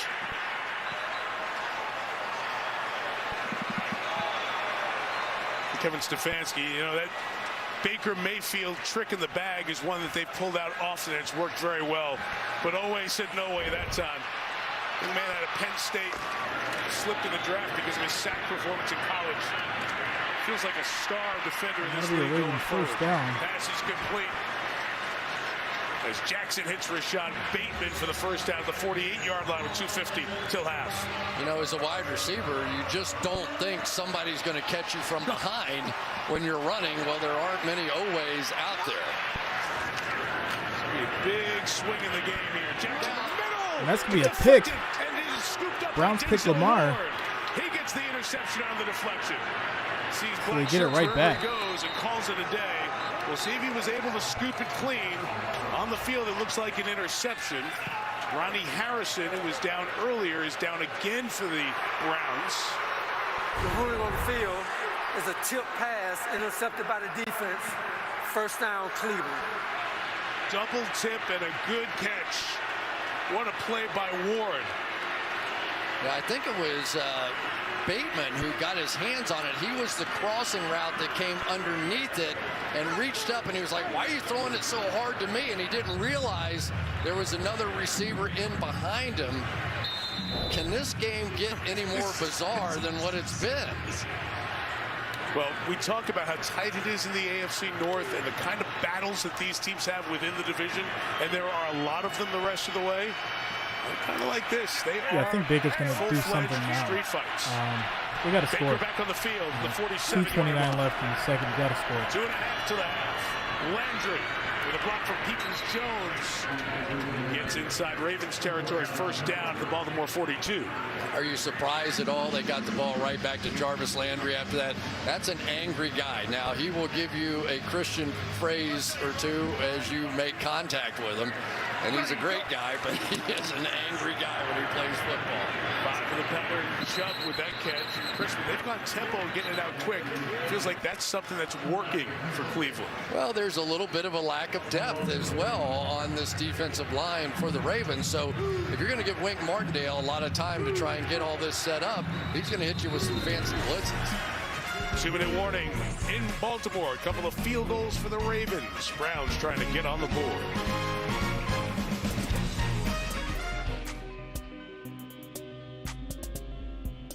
All right, so we finally have a decent amount of votes.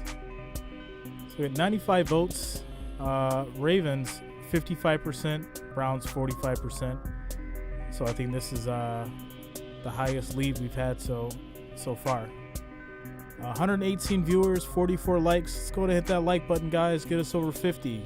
6 more likes. Get us over 50. 6 people, hit that like button. Hit our first goal of 50. Serious biz, defensive games always like this. yeah. Tie. Baker needs to make something happen.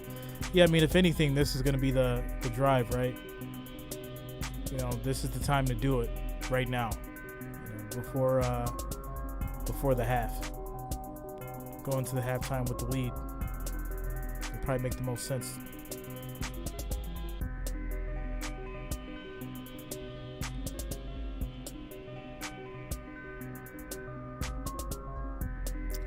Quiet night, that's for sure.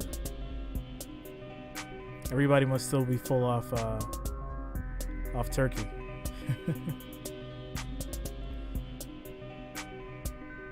Of course, tomorrow being Monday, things go back to semi-normal for a couple weeks.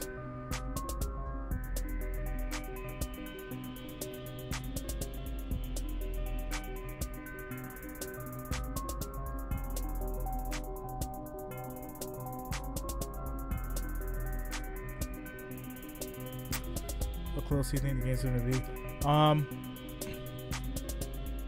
I don't know. It's weird. It's kind of like the votes, right? It was close for a while, and I think something's telling me the Browns are going to pull it off. If they can score now, go into the half with the lead, they might take it. Because Baltimore spent the most of their time coming back.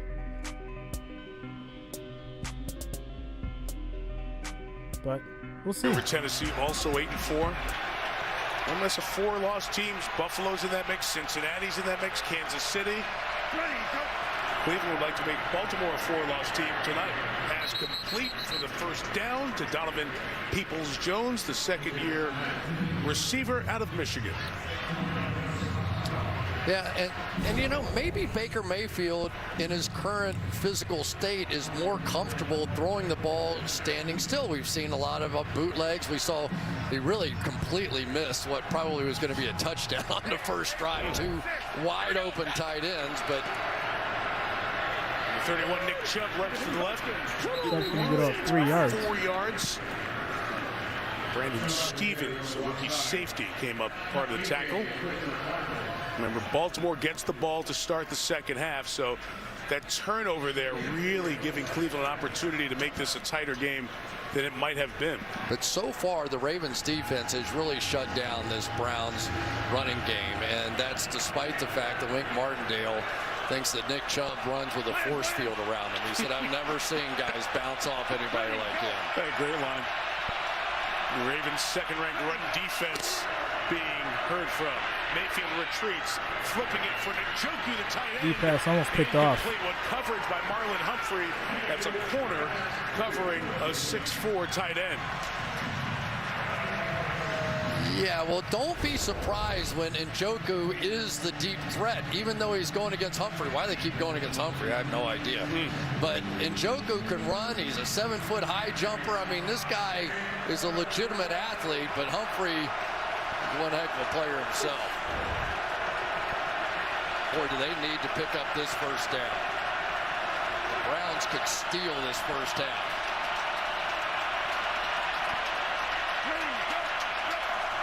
On 3rd and 7, they rush 3. Mayfield clutches, fires. That's pretty complete. Njoku in traffic could not come up with it. Maybe another field goal attempt. They missed one earlier. This is going to be a 46-yarder again. It's a good-looking play. I think that was Brandon Stevens in there, the good-looking rookie who replaced Deshaun Elliott. Good throw, but he was all over that thing. And I think they are perfectly fine with the way that Brandon Stevens has stepped in. They now try and get themselves back in the game after what has been a very un-Cleveland-like running game here in the first half. Blocked and missed left from 46 yards, going in the opposite direction in the first quarter. And this kick's going to be good. And it doinks in. Off the left side.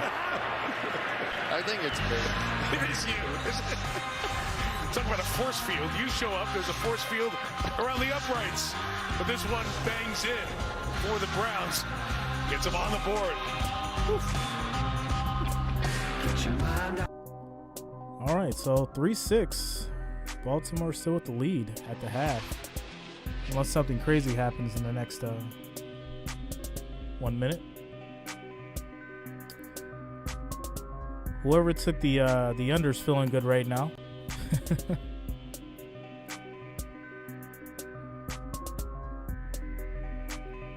People don't like defensive games. They like, most of the time, high offense, high scoring. But these are the kind of games you get when you get later on in the weeks of the NFL.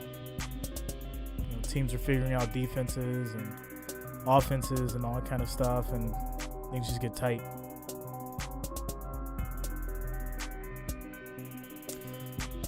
Vincent Vaughn, what's up, bro? So we got 123 viewers, 45 likes. I need 5 people. Hit that like button. Get us over 50. 5 people. Hit that like button. Get us over 50. Official, you an undercover Browns fan. Nah, bro. I just call it how I see it.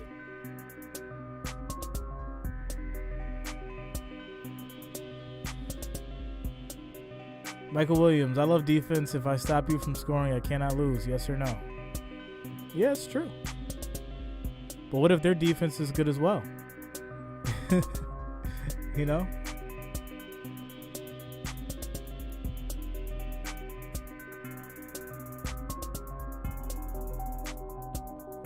That basically brings us to the point we're at now, you know? 3 field goals in the first half.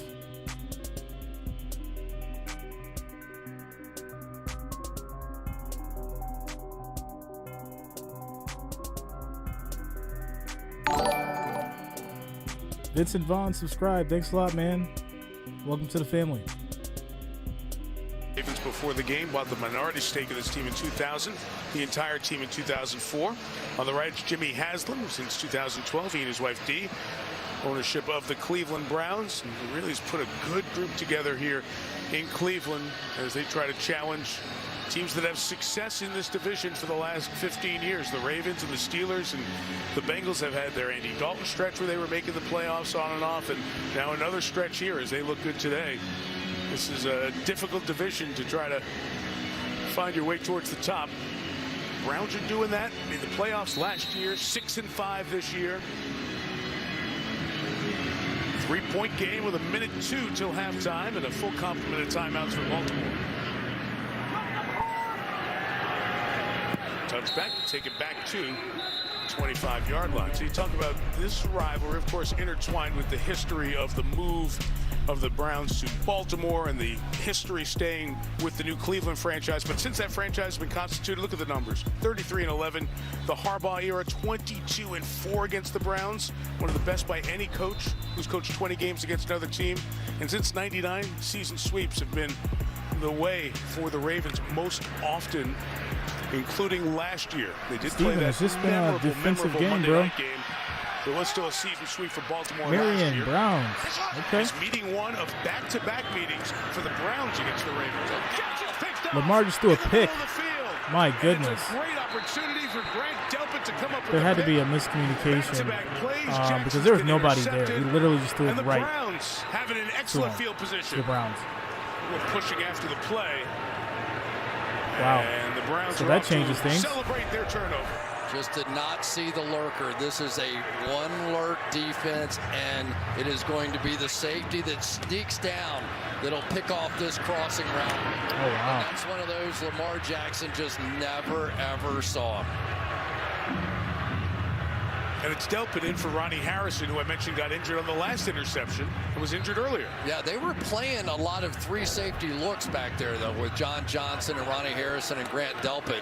Delpit was a high draft pick, 2nd round out of LSU, tore his Achilles last year and really missed all of football, but they're excited about the way that he's playing in what they're calling his rookie year. Wow, what a chance here for the Browns before halftime. Mayfield from the 28. Hook up with Peoples-Jones, incomplete.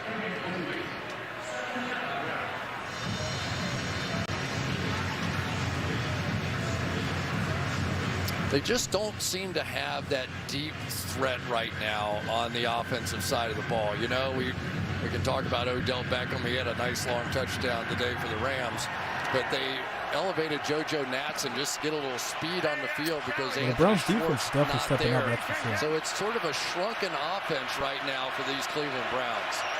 Schwartz, a rookie, they drafted him for the speed. Out his second game. Second and 10. Pressure on Mayfield, trying to set the screen. That's a fumble. Nearly scooped up by the Ravens. They try to fall on it finally. And this mistake-filled end of the first half with possessions going back and forth. The ball belongs to Baltimore. And Baltimore has the ball right back. It was Oweh with the pressure again. Wow. And Chuck Clark down there on the bottom along with Oweh. I mean, they had the perfect call on. They had a screen pass called, and somehow this ball just sneaks out of his hand. All that pressure was going to pay the price because they had this great call on, and Baker just lost control of it. I haven't seen a game like this in a little while.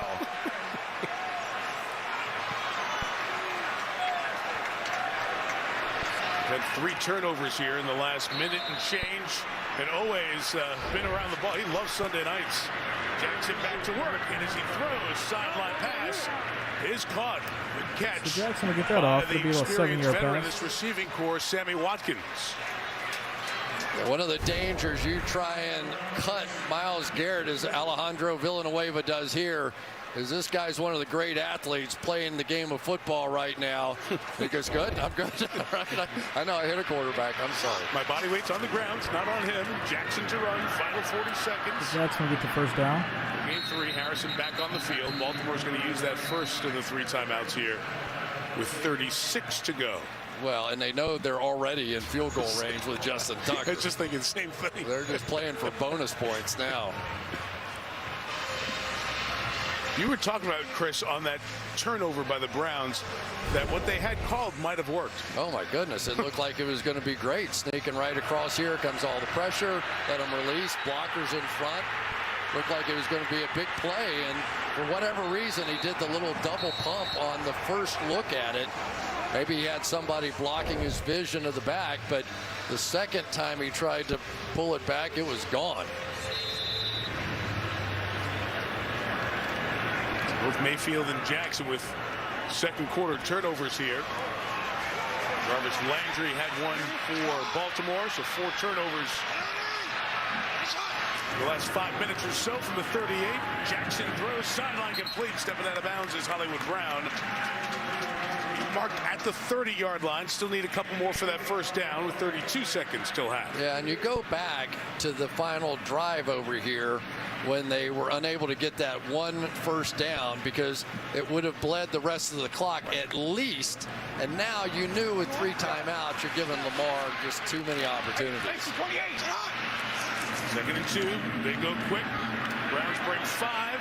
Flag down. It's going to be a deep pass to the end zone. Pass to the end zone is incomplete. But there is a flag down. More than a minute to sort this one out. The coverage by the rookie Newsome on the back end has been challenged a couple of times.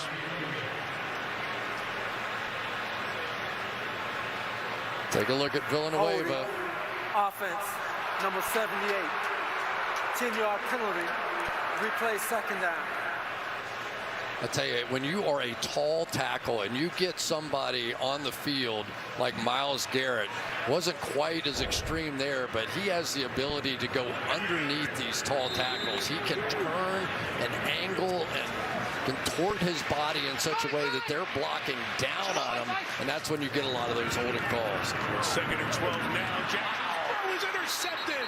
His 3rd of the quarter. And Ronnie Harrison has that one. Another interception from Lamar. Wow. Interceptions have been a problem. What's going on here? He has 8 this season, now 11 with the 3 here in the second quarter. Well, this is 100% Lamar Jackson's fault. I mean, this isn't even close. You're going to see Harrison right there, and the route's going to come here, and that ball should be thrown that way, not back into the middle of the field. You could see exactly what Andrews was thinking. Okay, the defender's in here. I'm going to slide back to the outside. Instead, he threw it inside, and that was just really bad. So let's make sure he caught it here, Chris. Yeah, pushing out, hands came off it, and as he went to the ground. I think so. A little bounce in there, wasn't there? It may require further inspection. Let's see. Of course, inside of 2 minutes, so if they stop for a look, New York is waiting to confirm high school there was football. A turnover, and it is ruled a turnover. So it will be Cleveland ball. I think Kevin Interception's Stefanski confirmed. saying, can we just take a knee, please? No, he was deep in the play card there. He was Big was in the shotgun. trying to steal one. They're showing the replay on the board and reacting to what we saw. But New York has already looked at it, confirmed it. Mayfield, he's deflected. I told you. I told you. Incomplete pass. Man, I think the Ravens are really disappointed. They didn't take their turn of a turnover on that one. It's Matabike getting in here with his hand to knock it down. We had 3 interceptions in 6 plays, almost had 4 in a 7-play stretch.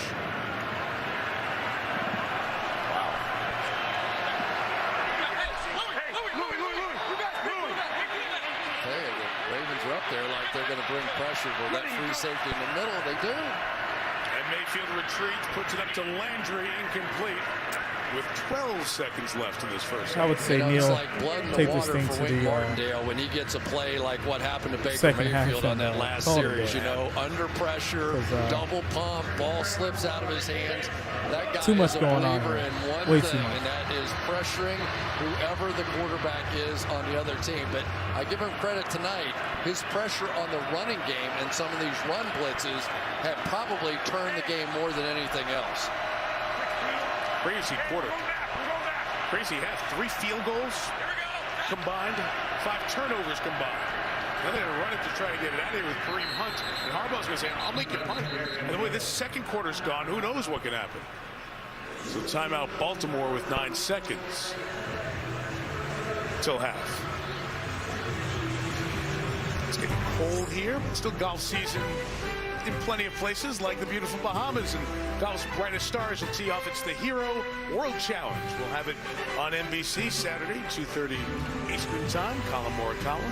Speaking of heroes, they wrapped up a sensational season with another win overseas. A little bit of golf for your December viewing pleasure. You know, this is an interesting time here because you can go after this punt and not really worry about roughing the punter or anything else. Just give it a shot. Who knows what could happen? Gillen gets rid of it. Puts it up. See if they let it bounce in the half. It takes the right turn out of bounds and leaves that 1 tick on the clock. Were you asking or suggesting? Both. That's where you got to look at these. Nobody needs to see this, but we will. It's like the intentional walk in baseball, you know, where it's no longer the 4 pitches. It's just go down to first base. 1 second left. Go. Let's move along. Baltimore's going to get it to start the second half, and Jackson will get to the locker room and figure out what's gone on here the last 3 drives here, ending in interceptions. Ravens 6, Browns 3 at the break. Now the Toyota Right, so halftime. that's your half, guys. Maria, Tony, and Drew. Ravens Maria. 6, Browns 3. All right, thanks, Mike. Both teams have to be happy to go to the And, locker room. all I got to say is this thing's been wild.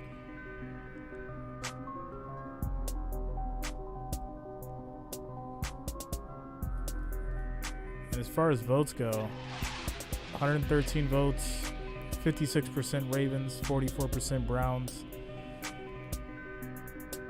The way Lamar's throwing that ball, I don't know. 3 interceptions.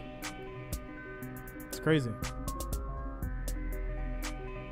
And it's not like Browns did something like super spectacular to get him. It was just like he literally threw the ball right to him.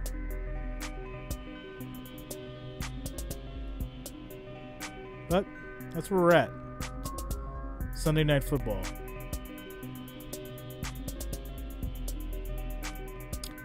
Cut Baker and don't let Lamar throw anymore. Yeah, I don't know, man. This is weird.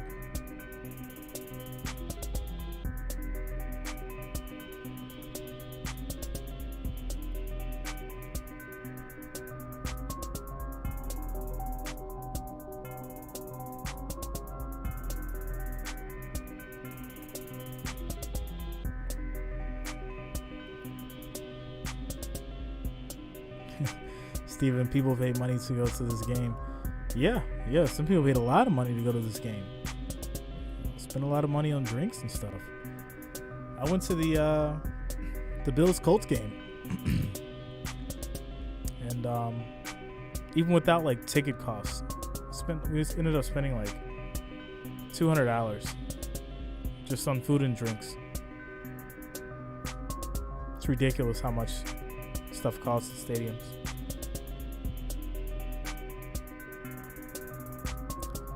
Thailand Packers to win it all. I don't know, bro.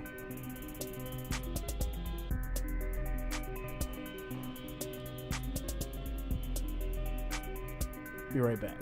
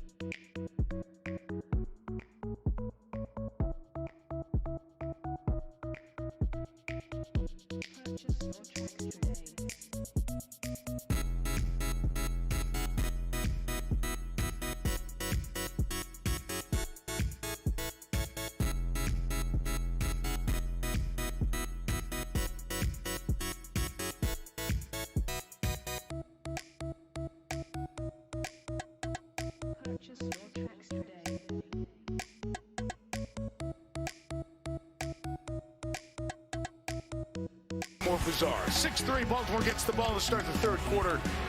Here in Maryland, the 3 interceptions in the second quarter by Lamar Jackson, equaling the most by a Ravens QB in one quarter. The Browns took it away by interception. 3 straight drives, haven't done that since Big Ben 15 years ago. The offense stalled.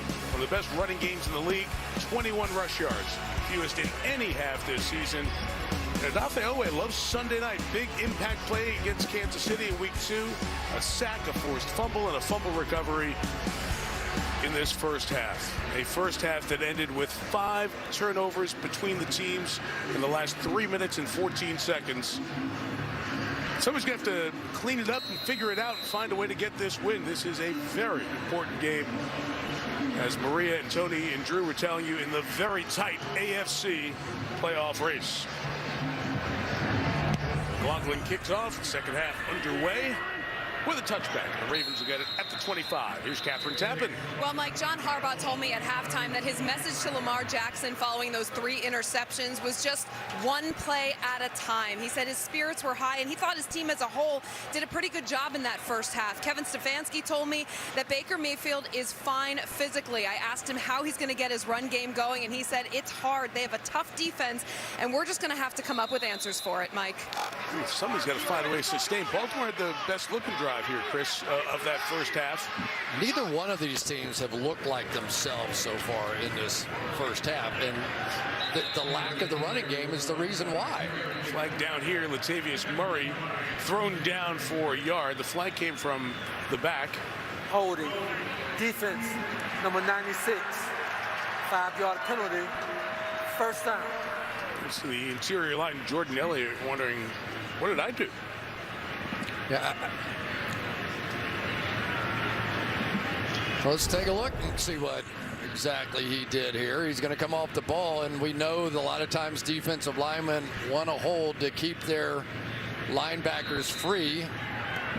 That's what they caught, which is pretty amazing. They used to catch that kind of stuff all the time when the umpire was behind the defense. Right. Much harder. Oh, here we go. Look at this giant jumbo thing going here.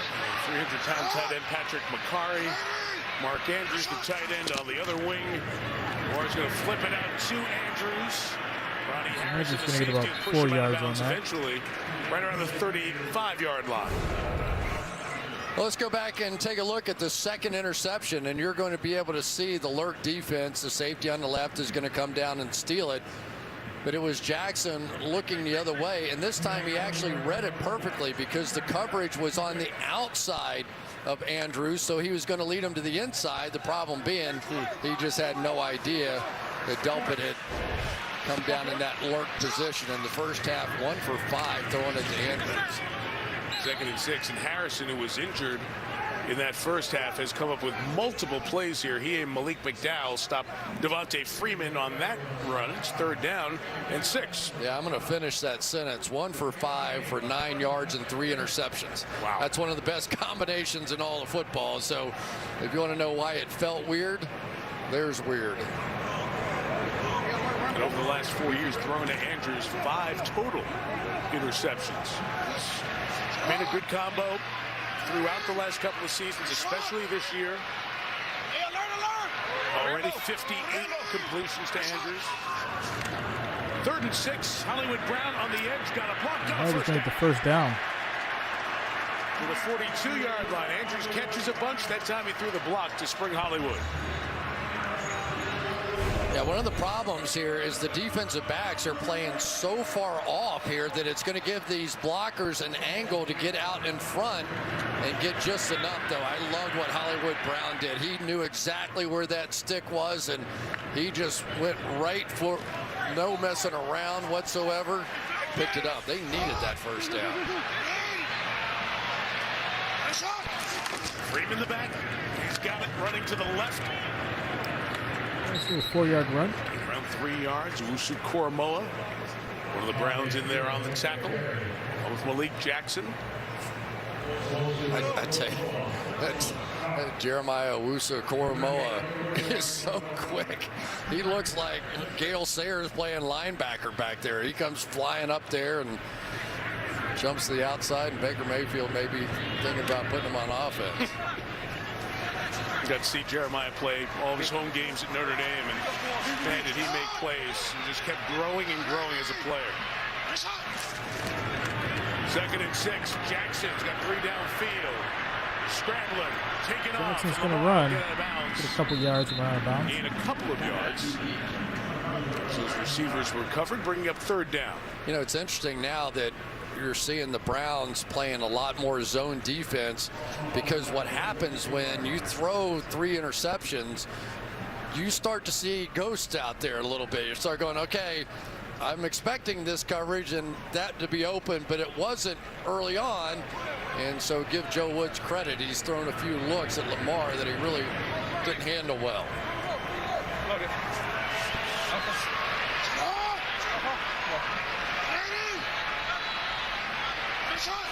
Third and 4, Murray's the back. He releases as Jackson Jackson deep pass. Lamar couldn't get it to him. And there's a flag, and it was caught. Even with being pulled down by Robbie Harrison. Wow. What a catch by Andrews. Pass interference. Defense, number 33. Spot the foul. Automatic. First down. We're still having the conversation. So set Baltimore up 38 nice. yards on the ground if it was the reception. Well, that's why you keep throwing it to Mark Andrews. Yeah, you just go down there. This is Lamar ball here. He has one of the longest average depths of target in all of football for any quarterback. And the reason is because he has the kind of confidence in his playmakers to do crazy stuff like that. That was amazing. And it was a How about catch. the catch by Andrews? Interfered with, pulled down, one hand against the hip. Your tight end making the circus catch, one of the best catches of the week. In the red zone are the Ravens. Slamming it is Latavius Murray. Inside the 10 to the 8-yard line. I got a feeling that Browns defense started to get tired. So you feel a little bit prematurely defeated. Just another one of those pressure-packed moments here. You're going to take one more look at this play of the game, really, so far. Would have gotten the penalty right there anyway. Right. But, I mean, you're talking about no room for error on this catch. It's on the ground, and he can't buy. That's something. 6 for the first down, 9 for the touchdown. Empty backfield, Lamar looking to take off, and Lamar's that gonna was get taken closed down. up quick. Once again, Owusu Koromo was chasing from behind. And Jordan Elliott may have gotten there inside, too. Yeah, the Browns come right back with their own 5-man rush, and I think it actually surprised the Ravens. They're going to end up sliding away with all their offensive linemen, and Koromoa just comes up completely scot-free. Lamar Jackson saw it and just got down. But can the Cleveland Browns come up with another goal line stand here? It's keeping them in the game. To force a field goal, keep yourself in contact. Play clock running down. Timeout. Timeout. Cleveland, their first 30-second timeout. Cleveland's been the team that's been scrambling in communication issues, and Kevin Stefanski knows it. Special teams, defense here, they have to use the timeout. The big play again. Clowney almost got there. I mean, it's just who he is, his nature. You know what I mean? For Lamar, it's like things aren't going well, and, you know, I really should be conservative, and no, it's just not who he is. And he really wants the ball in his hands when things are going a little off. And the reason why? Because he can make plays like that. But we've seen it this year, man. They've been down double digits multiple times, 3 overtime games, 5 fourth-quarter deficits, and Jackson's the one who stays calm and sets the tone. He hasn't played well in the first half. Made the big play on this drive. Now 3rd and 10. Whole bunch of Browns coming after. And Jackson's on the run, deep pass to the end zone, and that's going to be a touchdown. Andrews! Wow! There it is, Baltimore.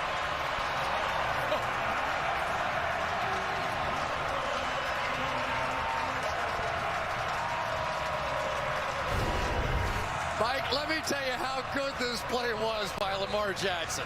Not only does he beat the blitz, but at the end of it, his arch nemesis, Myles Garrett, comes over and shakes his hand. I know he said that was unbelievable. What are you going to do?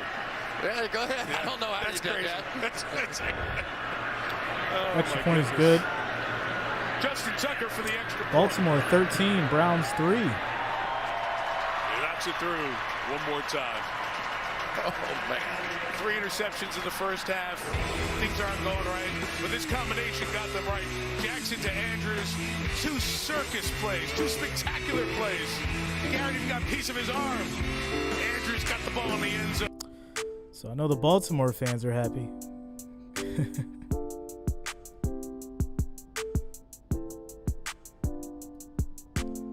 147 votes, 53% Ravens, 47% Browns. And it kind of tightened up, but things have definitely started to go in the Ravens' favor.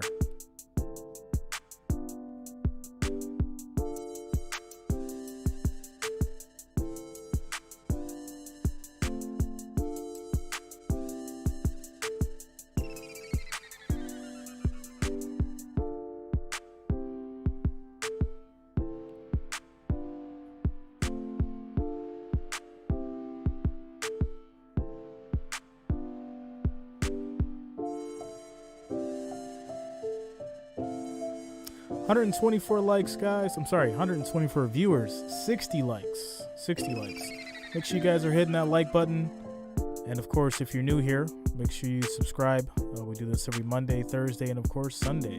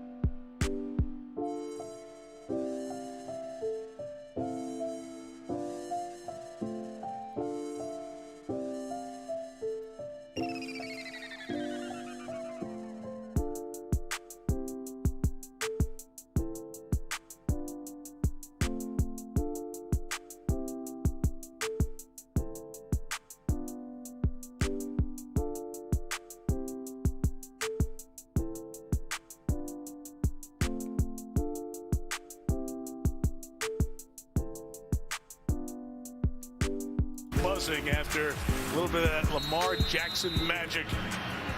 It'll go down as a 13-yard touchdown pass, but you had to see it to really appreciate it. Line drive here by Tucker, and it stays on the good side of the pylon for the Ravens. Touchback to the 25. Back to that touchdown.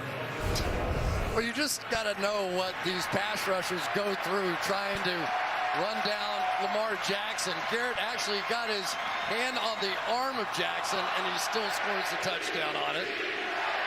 So then you get two very different reactions from #1 overall picks. Garrett went over, shook his head. Jadeveon Clowney threw his helmet. Yes, it should have been a penalty, but I think for Myles Garrett, he went, he's good. Wow. All right, so let's see if Mayfield and the Browns can respond now. One scoring drive in that first half. Baker's short pass. By Nick Chubb, That's on his feet. Be about 14 yards. When he's running with the ball after being handed it. Gain of 16. 16. Yeah, that time it was Patrick Queen that got the force field over there on Nick Chubb. What's up, Richard? Jumping back into no huddle, quick tempo. Trying to build some momentum, everything covered. Mayfield resets and fires it complete to Peoples-Jones for 7. Another pass by second down Baker. Up. Yeah, who knows? Maybe this is the answer for Baker for a little while. Just sit in the pocket and make some plays. You know, I brought it up to Baker that when Jack Conklin was out and they had injuries to Wills at the tackle position, did it remind him a little bit of 2019 when they had real issues trying to block for him? And he said, yeah, a little bit. I hear you. Mayfield turned it around with a good season last year. Limited the last 2 games. No place to go for Chubb. That's going to be a stop in the back. Brandon Williams, the veteran, comes up with the play. I tell you, you're just going to see too many bodies up here. And when they're all piled in, as much as Nick Chubb wants to stay on this route of the outside zone, there's 3 guys there. And so they want to be a run-first team, but they're just overstacking the box on them, and they can't get it done. They need an answer right now from Baker. 3rd and 5. Incomplete pass. He had it in his hand, bobbled it, got hit. The rookie out of UCLA, who they like as a receiver, couldn't This hang could be a on. 3-and-out. That look says it all. Watch the very end of this play. He's trying to look back to find Humphrey and lost the football, and you just can't do that. I don't know why Kareem Hunt wasn't in the game at that moment. I know Felton is very much a receiving back, but I thought Kareem Hunt looked really good early on in this game. Absolutely. Jamie Gillen to punt it away again. Lefty sends it end over end, a 42-yard kick. That is fair caught by Duvernay. Long field for the Ravens. They are up 10, halfway through the. All right, so I know Browns fans are definitely upset right now. Beginning of the game, it looked like they had a chance. Looked like they were going to do something, but it's not looking good.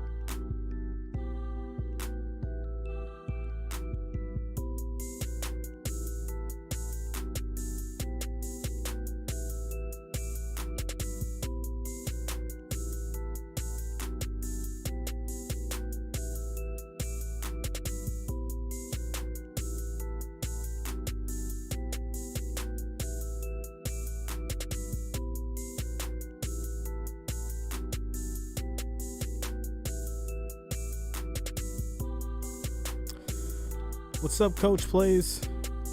Yeah, man, it's been a awful game to say the least.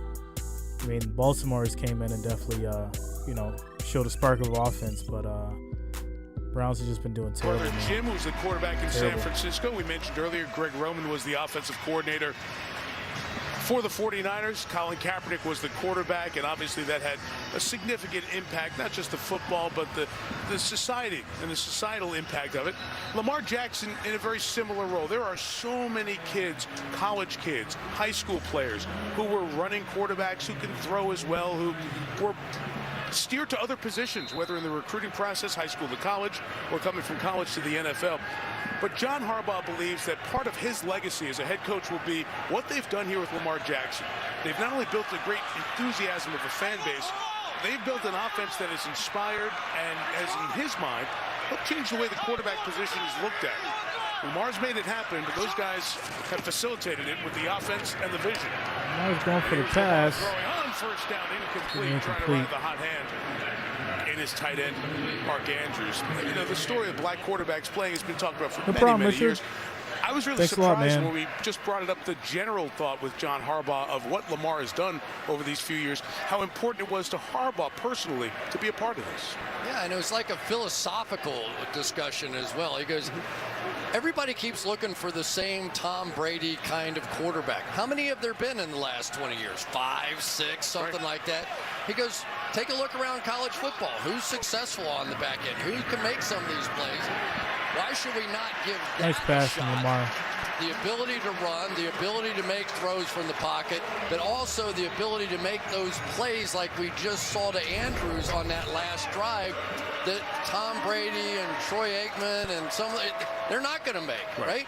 And so they built an entire offense around Lamar.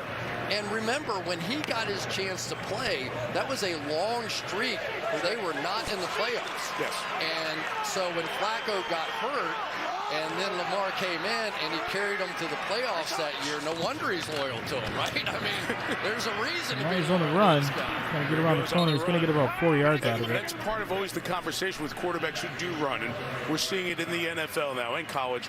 Can you do it and stay healthy? Can you keep doing it for a long period of time? And I always look, Chris, at Russell Wilson. Russell Wilson has done a great job of keeping his mobility, his threat to run, and staying healthy, sliding, getting out of bounds. Use the rules in your favor, and this generation's benefiting from that as well. The guy I always think of is Jeff Blake, who played for Cincinnati. I had many, many, many long conversations with him about this entire subject. And he said he ended up going to East Carolina because that was the only team that would allow him to play quarterback. Everybody else said, no, you're a safety, you're a receiver, you're a running back. And he said, no, I'm not. I'm a quarterback. 2nd and 9, Lamar buying drop back, toss it in the air, just toss it out of bounds. There's a flag for a late hit. Trying to negotiate with Jerome Boger. That's not going to work.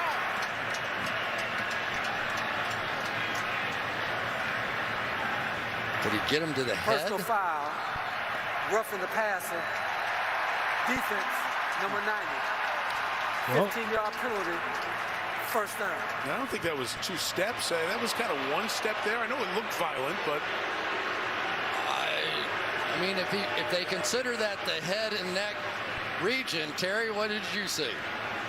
I don't. It looks like he just put his shoulder right into the chest with the head, with his helmet below the head and neck area of the quarterback.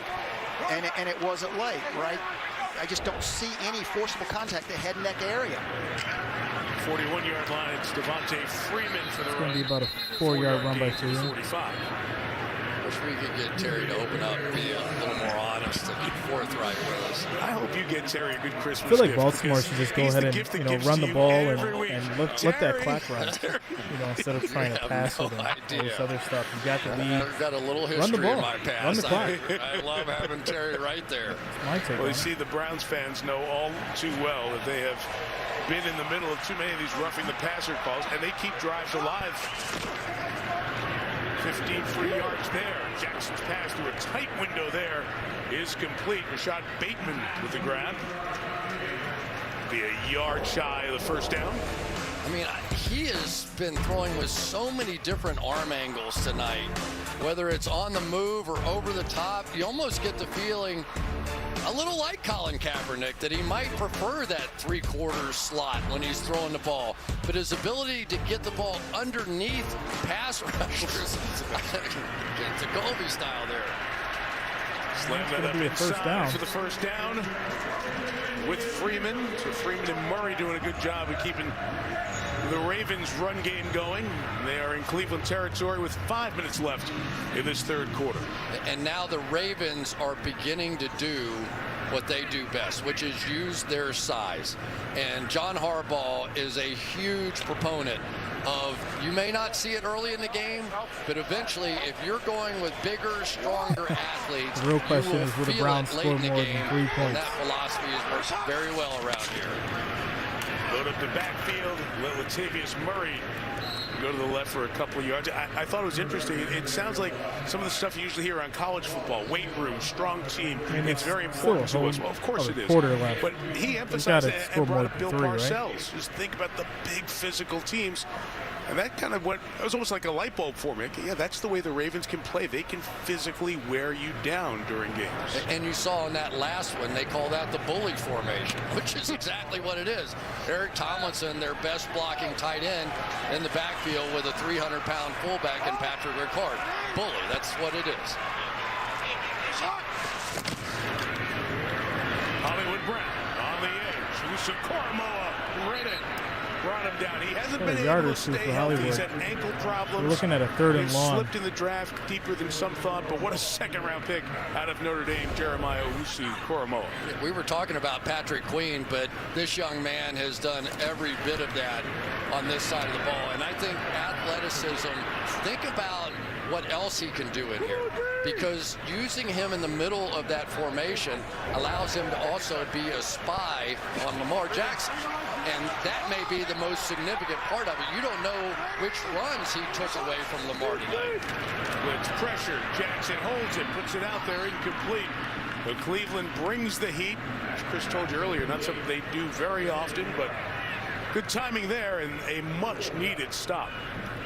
And I really think they're going to have to continue to do that. That is certainly not kryptonite. We haven't seen enough success with that, but it's one of the few things that we've seen have success against Lamar Jackson and his unique play style.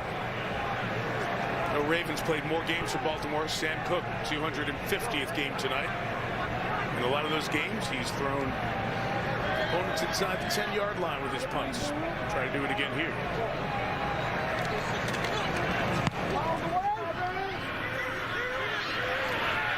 Decent punt. Right around the 14-yard line. Long field for the Browns. Have only scored 3 points here in Baltimore. When in town, some crabs. Eventually turn into good crab cakes as well. All right. So the score is still 13-3. Baltimore going to the votes now. Definitely more of a spread. 173 votes. 57% Ravens, 43% Browns.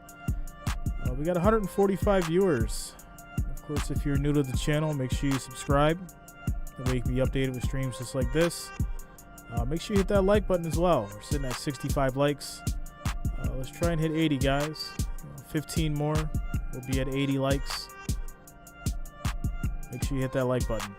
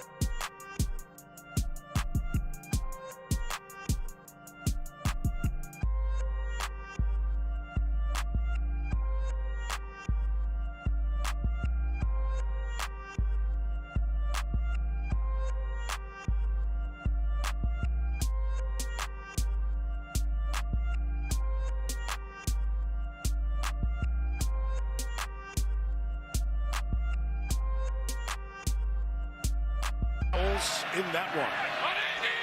Good luck to the Browns offense. 3 points late third quarter. Started their own 13. They're trying to get it on the ground going with Nick Chubb. Well, this is really Nick Chubb time, right? We have seen Nick Chubb play well in first halves of games, but typically in the second half, and in particular in the fourth quarter, he can take over.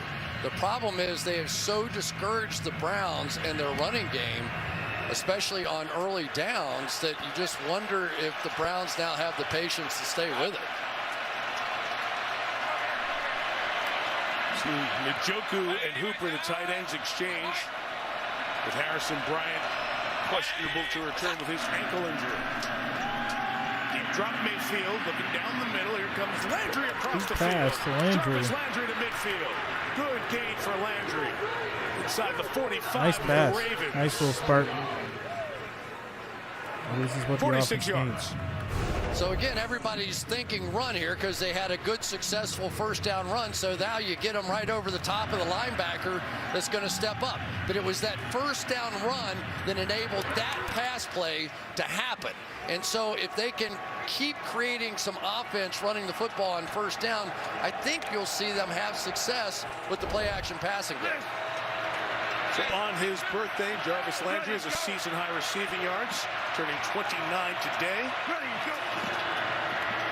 The 44, Mayfield has to get out of the way, as always, continuing to be a pass rush factor. But Njoku gets it to the 36-yard line. We have an injured Brown, Patrick Queen, the linebacker, with a big first half for the Ravens, requiring medical attention.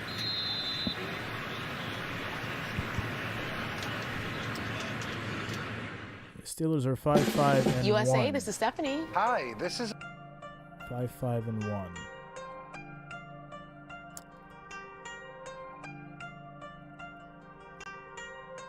So AFC North is Ravens 7-3, Bengals 7-4, Browns 6-5, Steelers 5-5.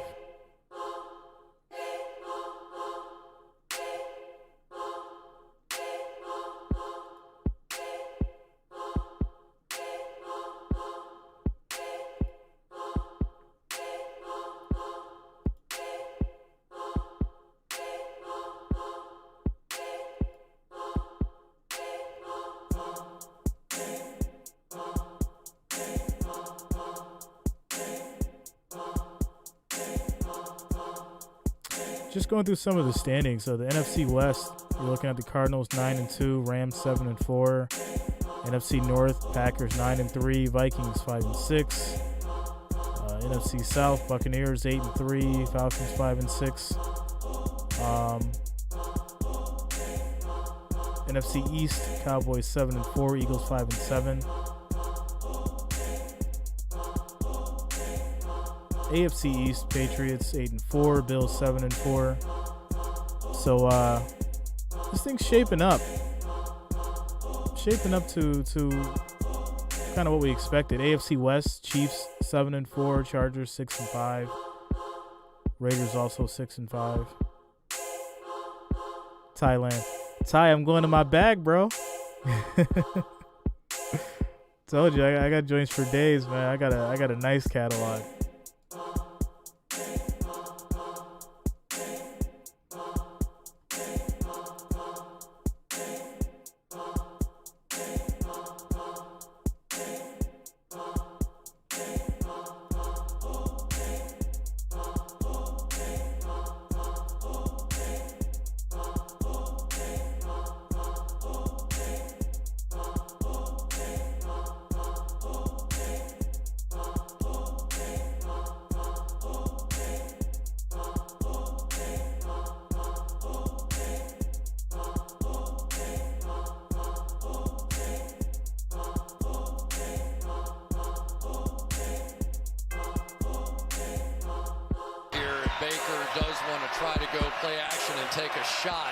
They've got man coverage on the outside, and they're stacked inside, so just second and short. 2nd and 2, there's the play action. Play action, deep pass. Throws downfield, incomplete. Austin Hooper wanted a flag. No flag. As he tried to get his arms up in the air, and the flag is thrown back by the quarterback. David Evans, yeah, man. I mean, you gotta use your assets. So there was a flag on the play. Personal foul. Roughing the passer. Roughing the passer. Defense, number 54. 15-yard penalty, automatic, first down. I think you're going to have Bowser with a little helmet-to-helmet contact. Did not intend it, in a game this important. And John's never going to buy it. But I do think it happened. You can see the helmet rock. Yep. And you saw when he asked Jerome Boger, and Boger responded. He hustled back up the field. Bowser understands. Fans disagree, but Bowser's body language told you a lot. From the 21, Chubb, we have not seen Kareem Hunt much makes it out the since bag for about mid-second 2 quarter, yards. and a carry to the 20-yard line. Hunt had missed the last 5 games, like you said, Chris, but he's on the sideline with the helmet, but not coming in. This play didn't work this time. They're going to pull around. This is one of their favorite plays where they come in and bounce this thing out. They run this so effectively, but for whatever reason, Chubb just didn't feel like he could get outside, and they are really Just the helmet. When frustrating. your best offense is the referees, you got to be worried. Jones is the lone receiver to the bottom of your screen. 3 to the right. Mayfield's going Deep pass for the touchdown. And that's good. Still waiting on a signal as he was close by the ground. Njoku's ready to celebrate. Still waiting for that signal. And have they said touchdown? They have for the moment. It's a 20-yard score if it stands. I don't know yet. Clear signal early on. I don't know. I think that bounced. Ball looked like it hit the ground. Didn't it go? Maybe it hit his leg. I knew it hit something beyond his hands. But if it bounced off his knee. Wow. No. I love the 70,000 referees on every play. That's the look right there. It gives you a sense if it hit the ground at all. And it's interesting, both officials down there took a long time, and nobody made a decision. No, it for hit a the while. ground. That one looks like it hits the ground, doesn't it? That was the one I saw. Yeah, Terry, what do you hit think? the ground. The shot from the back shows it may that it hit the ground. Chris. Is it clear and obvious that it hits the ground, which is what we need to reverse this? So right now, I don't have it clear and obvious to reverse. It's really tight. The previous play is under review. And we'll find out. So they will go for a deeper look, and we will be back in 30 seconds after this from AWS.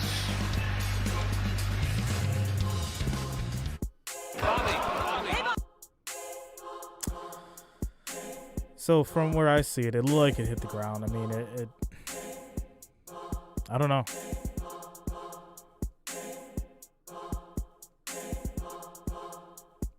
Noonmaker, clear and obvious is overrated. They've got to make it a show.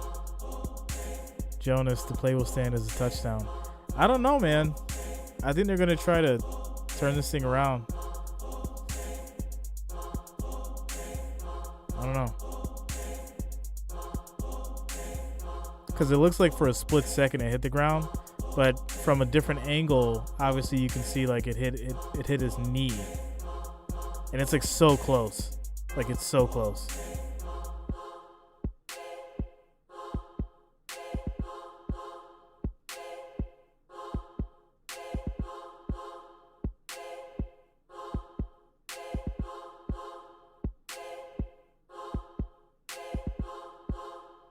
Conclusive. That's the deal.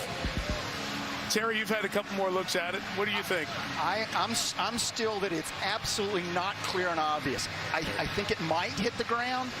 I just don't see this as indisputable, clear and obvious from what we've seen in all these shots so far. So even though if you had a lie detector test, you might say that hit the ground, it is going to fail the clear and obvious rule that nobody understands completely, but you guys in your So it secret looks like it's going to be confirmed as a touchdown. Well, yeah, you look at it, I mean, does it touch a blade of green grass? I mean, it might, but is it clear and obvious? I don't see After this as reviewing clear the and play, obvious. the rule on the field stands as called. And there you have it. And it is a 20-yard touchdown for David Njoku, and that changes this game significantly. And that is a really tough So now call to things take. get interesting, right? We went from a boring game to now. Terry pointed Is out the that he saw the defense gonna official step by the up pylon signal touchdown. I just saw them and looking at win each other for back the and Browns? forth because obviously it was so close. They were looking for That's where we're at. confirmation. It was difficult for anyone to get a look in. McLaughlin, extra point good. Extra point's good. 3-point game, 13. 3-point game, Baltimore 13, Browns 10. Mayfield has thrown his first touchdown of the night. Well, now that we know it is a touchdown, let's give credit to Njoku, who is one of the better guys at running up the field, stemming, and running breaks off of that. When you get Njoku running vertically up the field, he is like a speedy wide receiver. He doesn't do real well when he's stopping and coming back to the ball and some of those kind of routes. But you can see Baker Mayfield was pumped and is doing what he's always done this year, just finding a way to hobble off to the bench.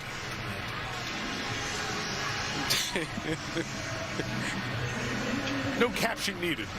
Now that's clear and obvious what he did. Very good.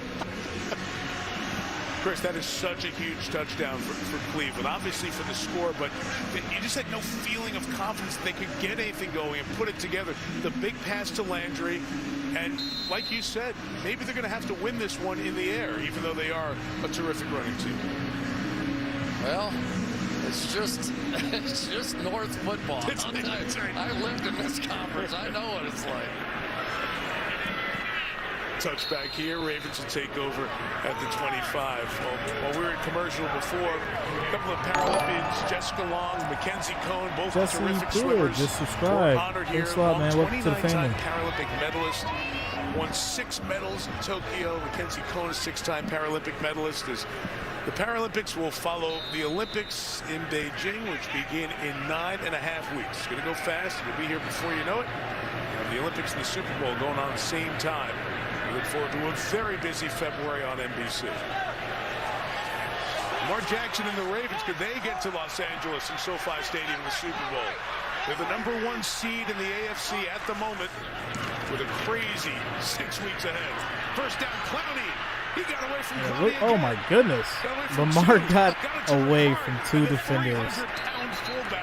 Ended up throwing the ball, but it looked like he was just completely done out there and got away. Super Bowl MVP and Malcolm Smith who made the tackle. Clowney has to be out of his mind right now. I mean, they're all over it. Here's a former first overall pick in the draft, and he just can't get him. And then McDowell can't get him. I mean, it's insane what you have to do to get this guy on the ground, and the inability for somebody to ever hit him hard is just obvious, game after game. In the third quarter. 3, Ravens 13, Browns 10. And NBC Sunday Night Football will continue after these. Got ourselves a ball game now. I'm Terry Crews, Team USA superfan. When I think about power. What's in France, yo? I always wanted to go to Versailles for some weird reason. I heard it was like nice out there or whatever.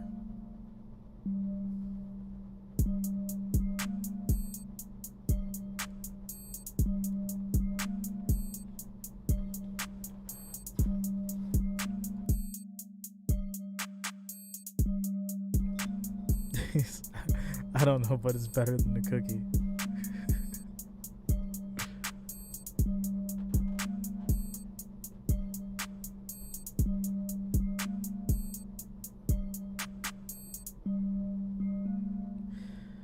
Yeah, Just Allen's completely right, man. That missed field goal from earlier is definitely haunting them right now. Yeah, that's interesting.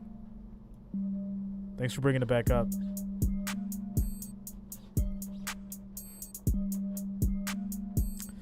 I want to go to Iceland. Isn't Iceland the one that's like not covered in ice? It's like just land, but they call it Iceland.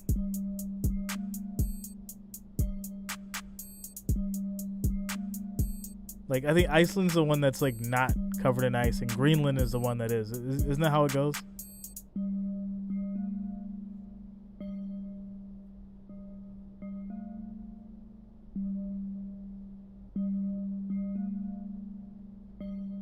Okay. Yeah, I knew I was right. I actually paid attention.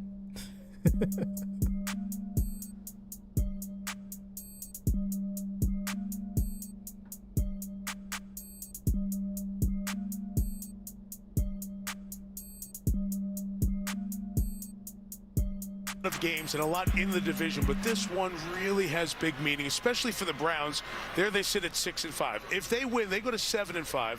The Ravens and the Bengals are 7-4. So the top three in the division would be separated by a half game. Cincinnati's already beaten the Ravens, so I guess Bengals fans are rooting for the Browns. Kind of. That would be hard for them to do. Exactly. But the other part of this, which is so interesting for the Browns play tonight. They have a bye, and then they play the Ravens in Cleveland. So they have back-to-back games with a bye in between. Meantime, Baltimore goes to Pittsburgh, and the Steelers will not be happy when they show up next week. So what an important quarter for the Browns' chances in the division right here. Jackson, Clowney. Jackson gets away again, trying to make it around the corner. And he does for about 6 yards. That makes it a 7-yard gain. Clowney is just standing over there like, am I going to get you at any point here tonight? Poor Clowney, who's one of the great athletes in the National Football League. I mean, he was there. He could have hit him. He went with a pump fake. But watch Myles Garrett run him down. Now, you got to remember, Lamar Jackson's one of the fastest guys in this game. And Garrett got him. A lot of running for a gain of 8, and it's 3rd and 2. Hurry the back to give it to Duvernay, coming around from his receiver spot for a big first down. Gain of 13 with Devin Duvernay. Yeah, Devin Duvernay has come a long way in his understanding of this offense, but they have found some magic with him on these jet sweeps and reverses. Just get him the football. And look at what that does, because as you begin to stretch a defense horizontally, there are some big run lanes now for Lamar Jackson to fake a play like that and run right up the gut. It's Murray. Couple of yards right out to the 47-yard line. So we talk about the AFC North and trying to win, be the king of the North. Pittsburgh and Baltimore have had the best seats in the house in this division. And as mentioned, there have been the Cincinnati stretches where they've been. In the meantime, the Browns are working hard to get there. At some point, they will. Oh, could this be the year? My goodness. A little swag about them now. They made the playoffs last year, so you can see that they're ready for their seat. Got to get a big road win. 2nd and 9. Lamar looking deep down the middle for Andrews, his tight end. Again. Was that intercepted? Yes, it was. What a pick. John Johnson went up with Andrews and took it away. And the Browns with another interception of Lamar here tonight. They're 4th. That is as good an interception as you are ever going to see. Holy smokes. Off Andrews, held by Johnson. Browns ball.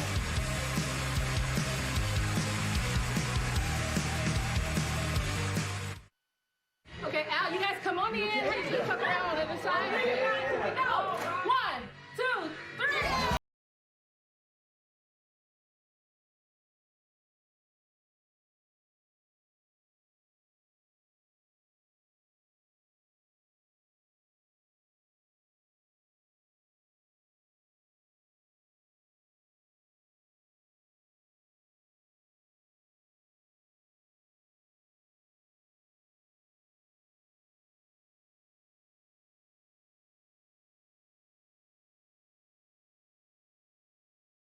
Okay, all right, everybody stand up straight. That's you. Okay, there you are. Okay, now let me flip it. Oh, baby. I got you, baby. I got you, baby.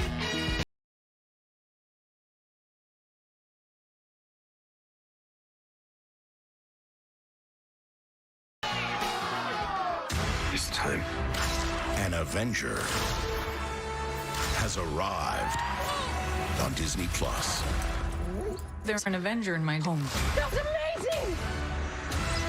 Hawkeye, only on Disney Plus. Tonight, I'll be eating a petite filet with goat cheese fritters. Thanks. Captain Fear, what are you so afraid of? Spiders? Public speaking?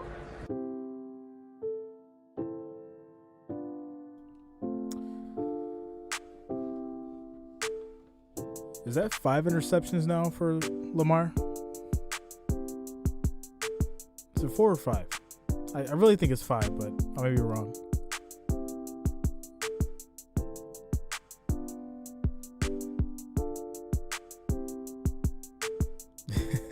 I think she was... Yeah, she couldn't have the GH, bro. 4. Okay. Here tonight here in Baltimore, temperature in the 40s. First place on the line here. Back to this interception. What a play. Yeah, and you've got John Johnson, who came over from the Rams this year. And if he doesn't get his head around here, it's entirely possible he gets pass interference. Instead, just by getting his head around, he's clear of the penalty. And somehow Andrews, who had a one-handed catch earlier, knocks it right back to John Johnson. Kareem Hunt back in the game, the running back. Browns from their own 13. Mayfield. Baker, deep pass. That's going to be a catch. Opening up with Jarvis Landry. It's a 100-yard receiving night for Landry at the 29-yard line, first down. Well, it's really hard as you're trying to rush 4 or 5 people or keep those guys up close to the line of scrimmage to stop the run game, to stop these hooks in right behind it. This really is not the responsibility of the secondary in a zone coverage. And they only rushed 4, but those linebackers can't help themselves against the Cleveland Browns because they run it so often.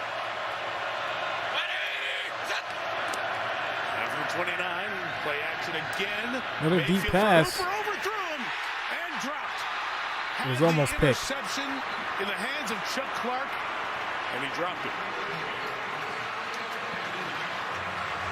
Which that would have been devastating for the Browns, because I feel like this is the drive they need.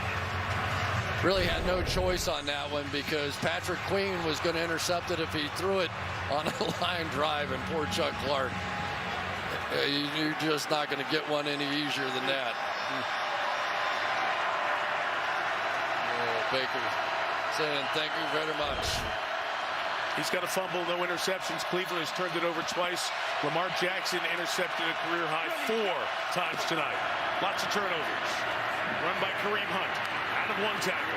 Puts the shoulder down. Powers forward. Big run of 9. And that's what you were talking about from the first half, Chris. Yeah, well, I mean, if the Browns lose this game, it's going to be because they couldn't run the football. And when Kareem Hunt was in the first half, not only did he give them some pop in the run game, I thought he did in the pass game as well. This is a Browns team that came in leading the league in rushing, 156 yards per game, 5.2 yards per carry. They rushed for 26 yards and 2 yards a carry. Just so you have some idea of how bad it's been so far. Let's see if they have the confidence to even run it here. Extra lineman, Michael Dunn in the game. 3rd and a long yard. Mayfield trying to get the yard with the sneak. And that's going to be a first down. Shoulder injury and the heel injury and the foot and the knee and the whole deal. They move the chains. First down, Cleveland. Yeah, this is, you've got the best probably interior 3 in football. Why not? Let's just go get it here. And Baker's one of those chip on the shoulder kind of guys anyway. I mean, he had a game when he was at Oklahoma. Somebody tried to run through when they were doing their pregame warm-up from the other team, and he beamed him right in the helmet. I mean, that's the kind of guy you're dealing with number 6. The 41-yard line, first down, 10.5 remaining in regulation. Toss to Kareem Hunt. Kareem Hunt's going to get stopped in the back. Patrick Queen injured in the first half, in the 3rd quarter, back in the game, and he and Chuck Clark combined on the tackle. Just an amazing play by Chuck Clark here. It is so hard to set the edge on the outside of one of these toss sweeps, and he just got it done. Watch right here. He's going to take out the blockers, and he's going to make the tackle. That's fantastic. And then Queen's going to come clean it up because he did set that edge. Hunt out, Chubb in. 2nd and 13. Ravens bringing pressure. Mayfield. Sack. From behind. Tyus Bowser. 3rd down. 5.5 sacks. Team leader.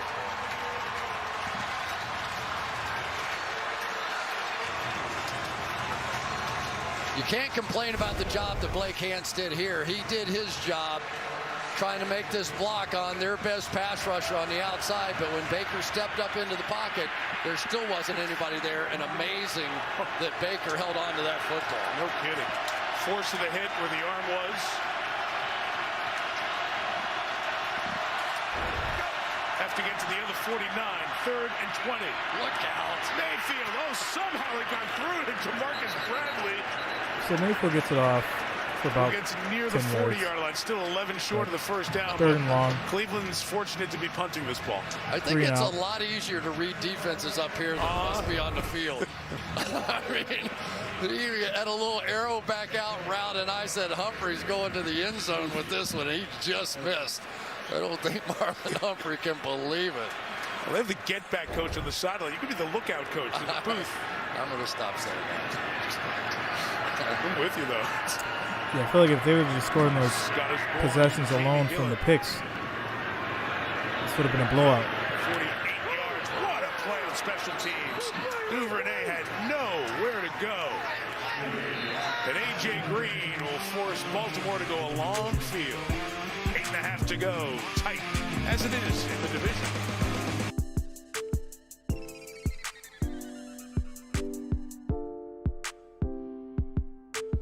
Yeah, I was just saying that.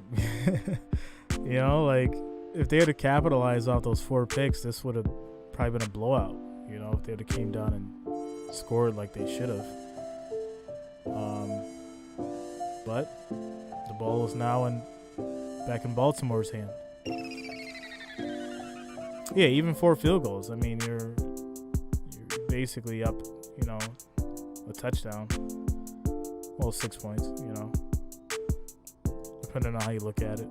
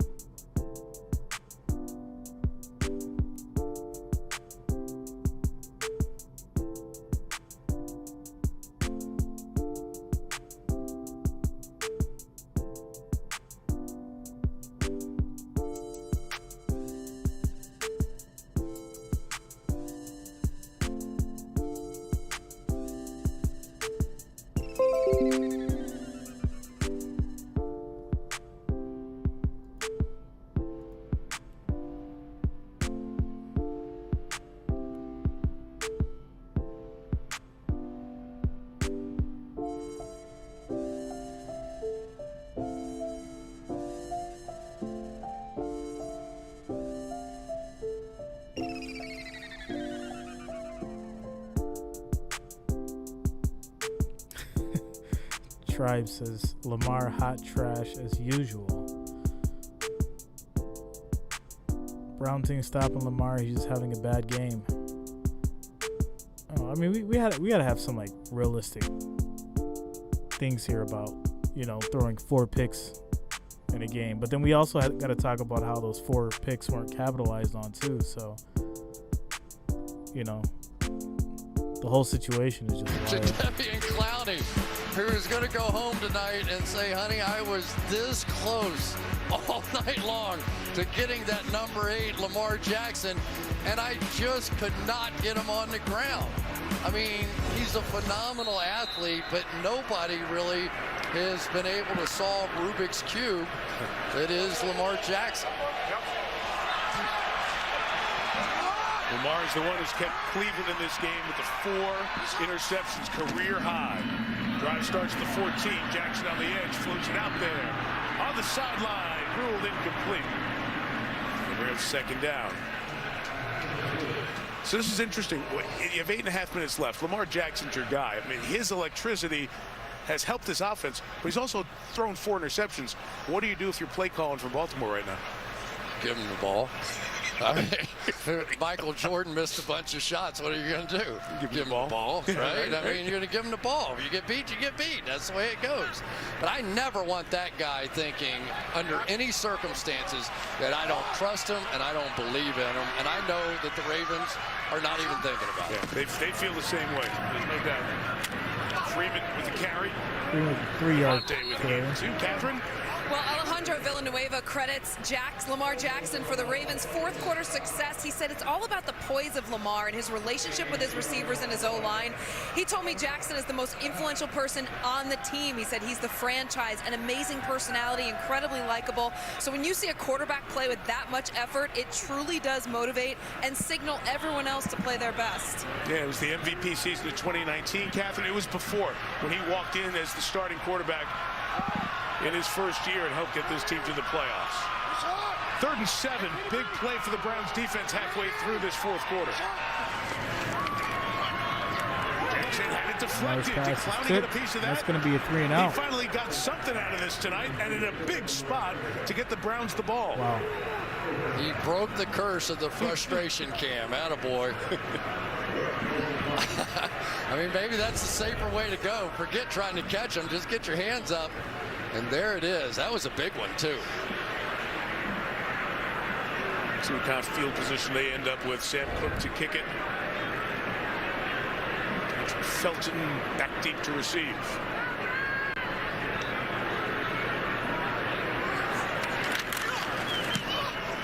Well protected.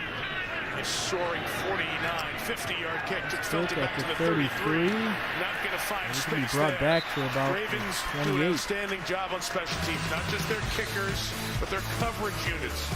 Good show there. Eric Tomlinson the tackle.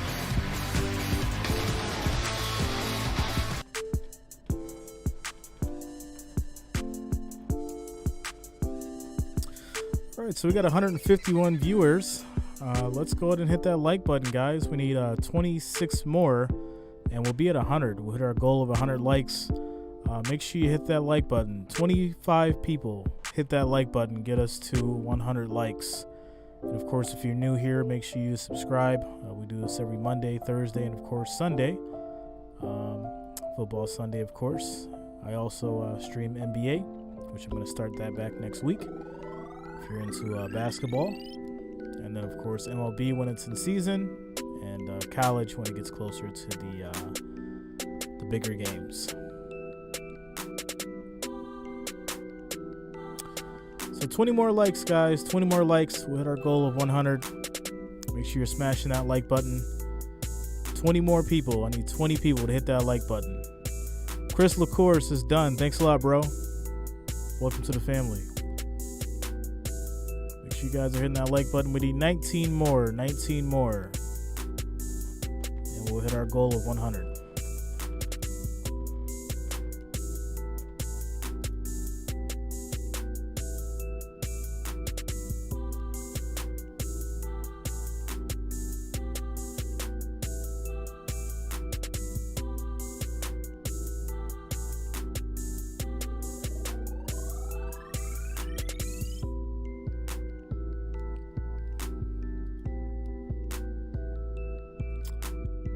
At 85, we need 15 more, guys. 15 more likes, and we'll hit our goal of 100.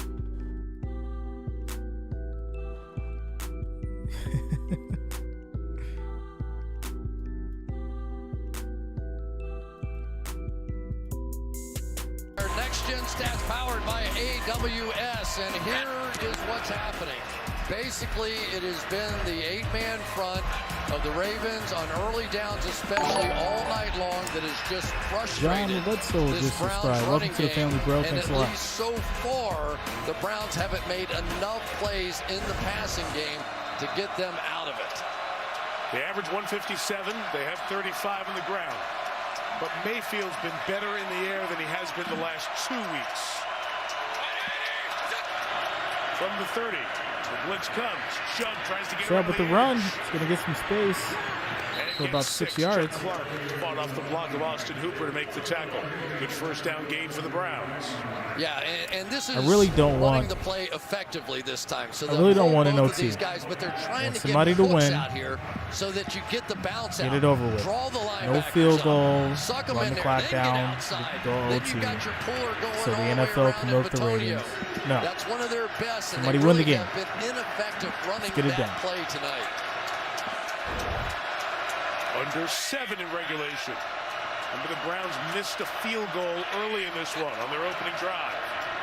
The 35, Mayfield clutching and throwing away over the head of Landry, who's complaining back to the official. And I just wonder a little bit how much the loss of Harrison Bryant is impacting this offense as well. They're so used to that 3 tight end set. And so far they've been playing Jamarcus Bradley in there as that other guy who's a good blocker, but he's not the tight end they're used to. The third downs has spread out. Third and short. Medium and long, not good. 2 of 9. But they are all up. This one very much looks like a 0 blitz in the house. Here's Mayfield for Landry. Good. Incomplete. Ravens. And it's 3 and out. Defend and force a 3 and out. Yeah, it looked like it, but it wasn't. And give the Browns credit, they had it picked up, but they're just not getting open against the man-to-man coverage in behind it. So one of the problems with not having Odell Beckham Jr. and Rashard Higgins and Anthony Schwartz and those guys out here, and Harrison Bryant too, is that you're not getting open with regularity. 6th punt for Gillen. He's averaged 44 a kick tonight. Not his best. The bounce worked out okay, so it'll be about a 42-yard kick and all net. Baltimore's got a long field to Baltimore's go. getting the ball back, 6:28 left, fourth quarter. And the Broncos, Teddy was in, then out, then back in. They got the win over the Chargers. They're within a game of Kansas City. You'll see Patrick Mahomes next Sunday night. Don't forget, make sure those Sunday night 7 picks are taken care of. Free to play NBC Sports Predictor app. A new $1 million jackpot contest. Good night for you and Al. You get to go to Arrowhead and see Patrick Mahomes. What more could you ask for? Yeah, we're starting to see some old regulars again, right? The Chiefs and the Patriots and the Buccaneers. You know, some of the teams that you expect to be there at the end are starting to show their head now. A whole bunch of 4-loss teams in the AFC. Baltimore trying to stay 1 length ahead. Lamar nice run from Lamar. Got his number That's retired 13 yards. And he gains 11 there for the first down. Yeah, here's the play that we were talking about, where he's going to end up faking in here and then keeping the ball in behind it. It's so difficult to play both, right? And instead of JOK, Jeremiah Owusu-Koramoah, being back there to sort of spy, they had him on the edge and sending him outside, so they lost their pursuit angle with their fastest player. And there's 6 to go. Jackson gives to Freeman, who got the edge. Freeman's going to get about 7 yards. With a strong first down game. John Johnson III, who had the pick earlier with the tackle there. Yeah, this is really what Devontae Freeman has brought to this offense, is that he has the speed now, once they do block this edge, to get it out there. You know, Latavius Murray is a tremendously strong, powerful runner inside. But once they started developing that outside complement, it has really advanced this offense. 8 on first down. Freeman gains 3. That's going to be a first down. And that'll move the chains. The Ravens first down as we hit the final 5. And what the Baltimore Ravens are built to do is exactly what the Cleveland Browns did in their game a week ago, which is take this situation and never let the Cleveland Browns see the ball again, right? Yep. That's your goal. That's what you live for, as an offense that's built this way with all these big, powerful guys. You just want to pound the ball down the field, force them to take all their timeouts, and walk out of here frustrated because Baker Mayfield never saw the ball again. Cleveland has a good run defense as well, 7th in the league. The Ravens have gotten it done. He's going to keep getting run. He's going to get about 2 yards. The lead roll in that, about 3 yards, and it's Owusu-Koramoah. Again, I'm going to make that a yard or so, not 3, I beg your pardon. It's going to be second long 8. The snap that'll come inside of 4 minutes in regulation. Owusu-Koramoah is amazing. Amazing. He came from the far side of that formation and ran down Lamar Jackson on that one. That was really something to watch. Kevin Stefanski told us he got a text from Tony Dungy when he drafted him. Tony saw him at Notre Dame last year and said, "You got a really good player." That's Jackson. What a grab! What a sidearm. Go low throw to Marquise Brown. First down for Baltimore. I love the call by Craig Roman, the offensive coordinator. You've just been running, and now you come right back and complete a pass, and it really backs off that defense. And sometimes, you ever notice when he kind of wants to keep it low and protect his receiver? It's almost like slinging it down ground level, almost like, get down. There's a safety coming. Just get down. 15 to go. Stefanski has the 2 timeouts remaining. Nice little run for about 5 yards. Stefanski can take the first timeout after the gain of 4 to the 39-yard line. So 1 left for Cleveland here. 3:05 remaining. I mentioned those teams, New England and Tennessee and Kansas City and Cincinnati and Buffalo. All those good teams with 4 losses. Baltimore trying to stay with 3 losses and send everyone home happy in Charm City, where our aerial coverage tonight was brought to you by Geico. We have the Abbott postgame. As soon as we are done, Catherine will talk to the star of the game, and we'll peek ahead to that battle in the AFC West, where Denver will have a chance to tie Kansas City atop the division. There'll be a lot of those in the month of December in the AFC. This is such a huge game. I mean, to tell you, Baltimore can run this clock out, be the #1 seed. It's just huge. The 39, Lamar's going to keep it. Split the defenders. Going to get the first down. For the first down. Marked right at the 33. If they give him that, they'll move the chains with 2:55 to go.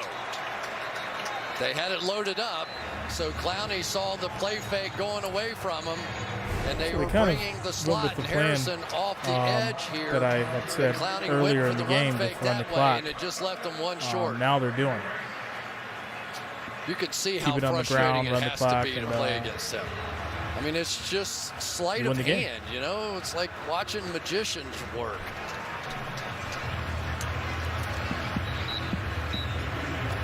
Out of everything in sports, I think this is the most frustrating thing for a professional defensive team to know all we have to do is get the ball back, get my team just one more shot at this thing here.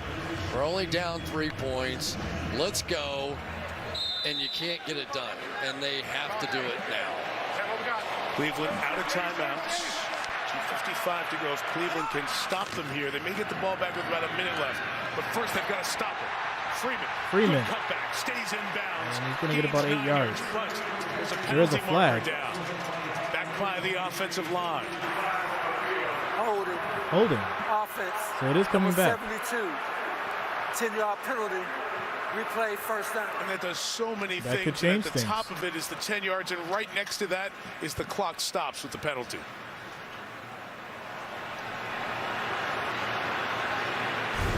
So many times that when this ball bounces out, you're going to see it right here, that grab right there turns into an obvious hold.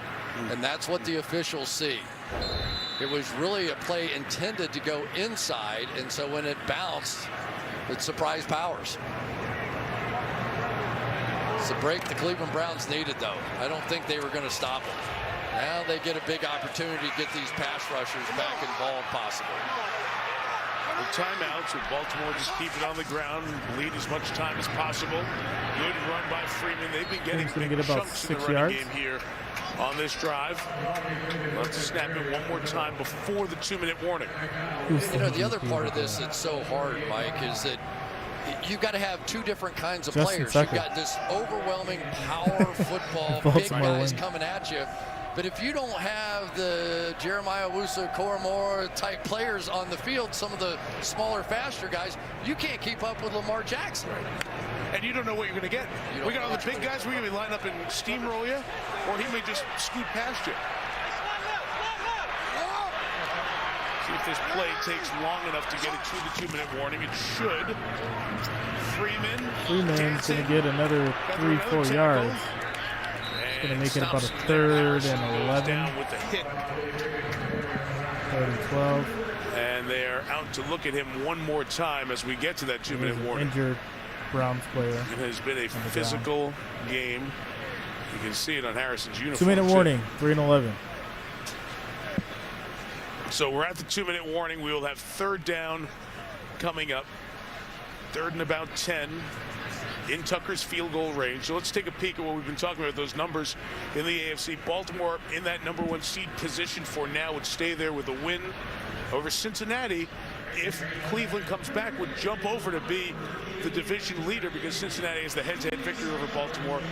Big win for New England over Tennessee. We'll see Kansas City next Sunday night. We saw Buffalo in New Orleans on Thursday. They're at 7-4. The teams in the hunt include the Raiders, who had that huge win in Dallas. These Browns, the Broncos next Sunday, the Colts, who lost to Brady and the Buccaneers, and the Steelers, who just got shellacked by Cincinnati today. You know, and the Bengals have 3 wins in the division as well. Yeah. So, and they have a win over Baltimore here. Their only loss in the division to Kevin Stefanski and the Browns at home. They play the fewest of the division games down the stretch, but they do have Kansas City coming to Cincinnati in week 17. But for the Browns, it's right here. It's 3rd and 11. Field goal. So this is it, guys. I mean, the Browns don't stop. This is game over. Still keep you in the game with a chance. But they're going to have to make Obviously, sure if they they let do, Lamar then get free, make give a run Baker and a close chance the game. to do something. I think you have to spy him at this point because their best chance in so many ways 6 is more either likes, guys. Make sure you hit that like button. On a seam, Get us to 100. 6 more likes. I need 6 people to hit that like button, and we'll hit our goal of 100. What will Greg Roman, the offensive coordinator, call 3rd and 11? Lamar Jackson. They bring pressure. Jackson throws. It's caught over the middle. So that'll keep the clock running. Denzel Ward makes the tackle on Marquise Brown. So they're going to kick the ball. It's have to be just around 48 yards for Justin Tucker. And the Ravens will bring it all the way down. Probably take a timeout, too, to maximize the runoff. Jeremiah Owusu-Koramoah right there, the spy. Watch this. He's going to act like he's rushing to hold that center, not let him help with anybody. But all he was doing was watching Lamar Jackson. And one of the reasons they were so excited to draft him was for one player. 48-yard field goal. And that's Lamar Jackson. And the way he's played tonight, like Ty said, proven valuable. Well, the defense is who's going to be the MVP? Well, I think right? it's going to be you Tucker. You got to be thrilled. They hold Baltimore to 13 points 4 picks at home. Yeah, I mean, they did their job. Well, Cleveland's going to get a chance here. Question is, will it be if a 3-point deficit or 6? If the NFL is rigged, Tucker, who just like went some over people to think, practice 1 or 2 more. and Tucker misses, Browns Kevin come down, Stefanski's thinking about the plays he's going to kick call a field goal, after the and Tucker kick. we're sitting here sleepy as ever in overtime because we all know the NFL likes to make money.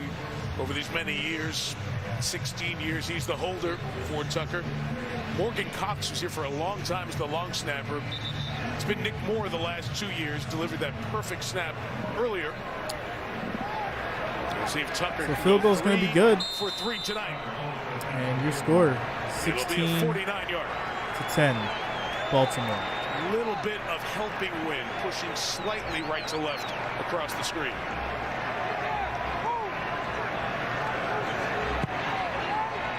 Absolutely perfect. 64 yards it would have been good from on our SNF kicks. Down So at least 6. Baker with a minute and See 10. what Baker can do. Minute 10, no timeouts. No timeouts. As we dive in. Just to peek on the NFC and how things got updated. Arizona not playing, sits at 9-2. Green Bay gets the victory over the Rams, who've hit a rough patch now. Mentioned the Bucs win and that Cowboys loss. Interesting what's going on behind those 5 teams that it feels like have an edge on everybody else. The Niners and Minnesota off of their game today with San Francisco getting the 8-point win. The injury to Dalvin Cook will be important to watch. Then Atlanta, New Orleans, and Philly. Carolina, they're all in it. Would you think the Giants are 1 game behind the last wild card spot? But they are. Yeah, and the team I would keep an eye on right now, San Francisco. Starting to come, huh? They're one of the better teams. They're finally healthy.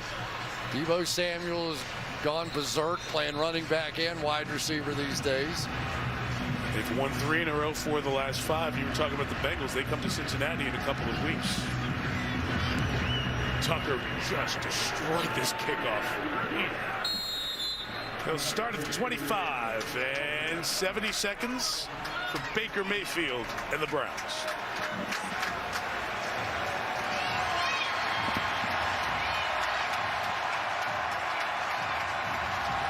Minute 10, no timeouts. You still have so many options to get down the field. You don't have the game-breaking receiver. Who do you think the most feared player should be if you were the Baltimore defense right now? For me, it's really two guys. It's Jarvis Landry and it's David Njoku. Dearness Johnson is the running back to start this drive. Here we go from the 25, Mayfield. In trouble. Baker throws it away out of bounds. Incomplete. Man, I was going to say the Browns can't afford that. Can't take a snack. Can't take he got rid of it. He didn't. Minute 4. Well, if somehow, some way, 2nd and 10. the Cleveland Browns win this football game, remember that play because Justin Houston had him. I mean, it was game over, and with bad shoulder and bad heel and bad knee and bad everything, he somehow got that ball out and saved the 2nd and 10. Justin Houston's 100-sack guy in his career. 2nd and 10, got it out quick for Landry. Back shoulder, couldn't hang on. Landry incomplete. No 3rd and 10. Tavon Young 1 minute left. over there in coverage. And it's 3rd down. Well, yeah, it's almost like rooting for the underdog, right? Like the little guy. Now. We you are starting you to almost see feel some bad. real Like, attacking do something. style from Wake Martindale directly at him. Hands is in because Jack Conklin went out earlier. Ray Lewis been revving him up from the sweet level. Looks like he's ready to rush. There are a bunch of Ravens rushing. Deep pass, and there's a catch. Not hung on to by Hooper. No, incomplete. incomplete. And it'll be 4th down. Obviously, have to go for it. It's really a nice job of protection, and Mike, as a receiver, that's the best you can hope for. You end up with 6 men rushing. You have a 7-man protection. They pick it up beautifully. Somebody has to win one-on-one, and nobody did. Bowser is back in coverage. Gotta have it. 4th and 10, this is it. Well, they come with an all-out blitz. They do. Mayfield throws. It's caught. Njoku Caught, and he's short. Bowser the tackle. This game is over. Baltimore Ravens win. will take it. Wow.